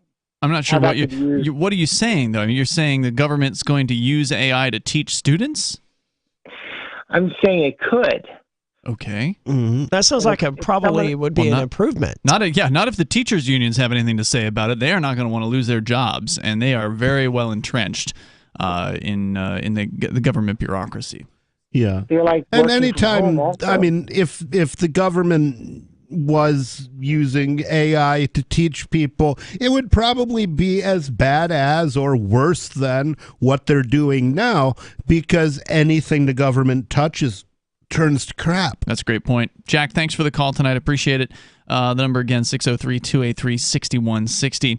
Let's change topics here, Arya. You had a story about Truth Social. This is the Donald Trump created Mastodon. They took the Mastodon software, they changed it, they disconnected it from the Mastodon Fediverse, from what we can tell, because I looked for his profile before and I couldn't find it. And then they released their own version of this, and they called it Truth Social. And they invited in everybody. They said conservatives, liberals, anybody who wants to, come on in. You got more freedom at Truth Social. Did they say that? I think that's the way it was pitched, at least. Well, not so much, apparently. No, one of the people who have been on this site, they're getting banned for posting about the, quote, Capitol Riot Committee hearings. One of those users, a political commentator called Travis Allen, posted a screenshot of his Truth Social page to Twitter showing that he had been permanently suspended after discussing the January the 6th committee on the platform. So much for free speech, he wrote on Twitter. This is censorship, he wrote on Twitter. I would like to keep pointing out. Also, it signals the death of the English language, because if it's permanent, it's not suspension. That's true. Okay. Suspension, by definition, is temporary. Truth Social is a private company and can enforce its rule how it sees fit. That's surprising, coming from the independent.co.uk. As long as it does not violate state or federal laws, I wonder if they're going to extend that same reasoning to Twitter, though. That it's a private company and they can enforce its rules however they see fit. They can. I suspect they'll change their tune once Elon Musk actually owns it, but we'll see. And if he ever gets to own it. That's true. And a ban does not constitute censorship, as Truth Social is not government. Government, yeah. Well, I don't think it has to be government, but it does. And I think in order to be censorship, it generally has to be something the state controls. Mr. Allen's claim of censorship. So that would include Twitter. Well, they definitely have partnerships, so yeah, you can make that argument. Yeah, the Twitter's a government contractor. Mm-hmm. They're a huge government contractor. They work for the CIA. They should be subject to at least the same rules as any other government contractor. Another person wrote, I was suspended from Truth Social for posting about the January 6th hearing last night. Donald Trump is scared of free speech. He might be scared of the truth, though. Variety reported on the banning claims, noting the irony that the so-called free speech social media platform was blacklisting discussion of an issue that was condemning of Mr. Trump. And then they start talking about the January the 6th riot or hearing or whatever, which I haven't paid any attention to whatsoever because they've been characterizing this thing as a riot and where these politicians were fearing for their lives. I mean, they stole a podium and a bottle of wine or something. No one was fearing for their lives. Well, the politicians really were like the one cowering. person who was murdered, don't forget, there was a killed murder. By a cop. Yes, there was an unarmed woman killed by a cop, Right. and somebody should let Black Lives Matter know about that. Because well, they dismiss it because she's from the right wing. Oh, okay. Yeah. There were those images of the politicians cowering in fear in their little chamber or whatever. Yeah, So but there that was- doesn't How mean long they were had, they posing for those? Though? and that doesn't mean they had any reason to be afraid, right? Just because No, of someone course is not. afraid doesn't mean that's justified or that they should be afraid. There were politicians being cowards as politicians. That's what tend they to are. do. But and it goes to show that just a few people, thousands or whatever, taking an unauthorized tour of the Capitol building was enough to freak these people into total fear. Imagine them living in the real world where you don't have armed security 24/7. Yeah. Like if I left my door unlocked, granted how rude it would be if someone just some stranger just walked into my house, I wouldn't be able to go out there on the social media and in the world and say, oh my God, this person broke into my house and they tried to kill me. No, it was just an unauthorized entry. But I could say it, but it wouldn't be true. And the truth to me is far more importance than these politicians. They can spin things however they want, and they're going to spin things because they want more power. So they want more police in D.C. and all of these other things. So they're going to claim to be these horrific victims of this riot, this tragedy, this worst it's ever been since the Civil War kind of thing. But none of that is what happened. Well, just remember, everything the government says is a lie, and everything it has is stolen. Yeah, one of these idiots was dressed like a Viking. Really? You're trying to portray these people as, the George a lot of Washingtons people their throughout time? history have been killed by people dressed as Vikings. Not Most so- of them were Vikings, but... By the way, we've been sort of following the progress or lack thereof of Truth Social, and for a long time we criticized it because Trump, for a month, didn't even post on it. And then eventually he did finally start to post. And of course, I can't use Truth Social. I'm restricted by my bail conditions to only Twitter and our own social.freetalklive.com. But I found an account on Twitter that supposedly retweets all the things that Trump posts on Truth Social, but it hasn't posted anything since May 17th. So I don't know if that means that this account just gave up or that Trump just stopped posting on May 17th. Well, I mean, what would be the point of Trump posting to Truth Social? He's got followers he can't there. Troll people. Well, I see what you're saying, but he does have hundreds of thousands or whatever followers. Out of time tonight. We'll see you tomorrow night. Online in the meantime, you can join us at freetalklive.com.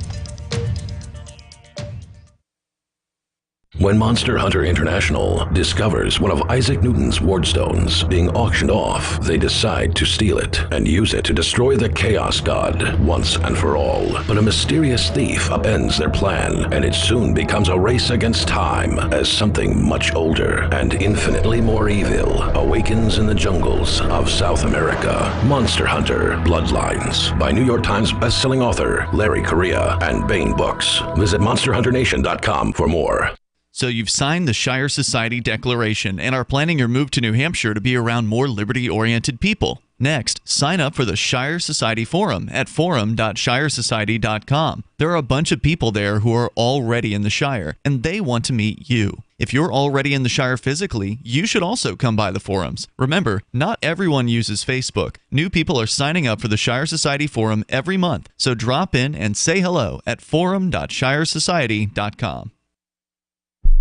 The new 4th edition of Healing Our World, The Compassion of Libertarianism, will take your understanding of liberty to a deeper level and has over 1,300 updated references, new cartoons, and a foreword by Dr. Ron Paul. With discounts for multiple book purchases, the 4th edition of Healing Our World is a great gift for the liberals, pragmatists, environmentalists, and Christians in your life who think libertarianism is cold-hearted. Get yours today at healing.freetalklive.com and use promo code FTL for a $5 discount. There are lots of ways to listen to Free Talk Live. Our podcast has been around since podcasts began, and now the FTL feed is loaded with content besides our full show archives. Did you know that we make it easy for you to customize your podcast subscriptions? We have different feeds, one that includes only our full shows, one with just the Daily Digest, and our main feed that includes everything. You decide what you listen to. It's quick and easy to customize your feeds at feeds.freetalklive.com. That's feeds.freetalklive.com.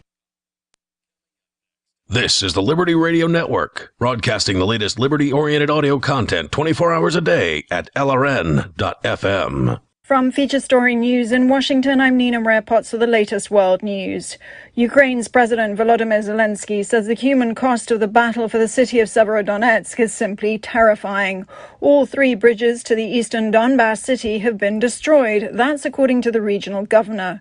Pro-Russian separatists say Ukrainian troops must surrender or die, as that's the only option. And the UN is warning the war in Ukraine is plunging millions of people into a food crisis all over the world. There was another day of explosive revelations in Washington, where the House of Representatives Select Committee investigating last year's insurrection on Capitol Hill has revealed that the country's former Attorney General concluded that President Trump had become detached from reality. William Barr told investigators he'd seen no evidence to support the president's claims that the 2020 election against Joe Biden was rigged. The president was as mad as I've ever seen him, and he was trying to control himself. And the president said, well, this is, killing me. You didn't have to say this. You must have said this because you hate Trump. And I was somewhat demoralized because I thought, boy, if he really believes this stuff, he has, lost contact with he's become detached from reality if he really believes this stuff. And Donald Trump's campaign manager, Bill Stepien, told the committee in pre-recorded evidence that he concluded the legal team assembled to try and prove election fraud was neither honest nor professional.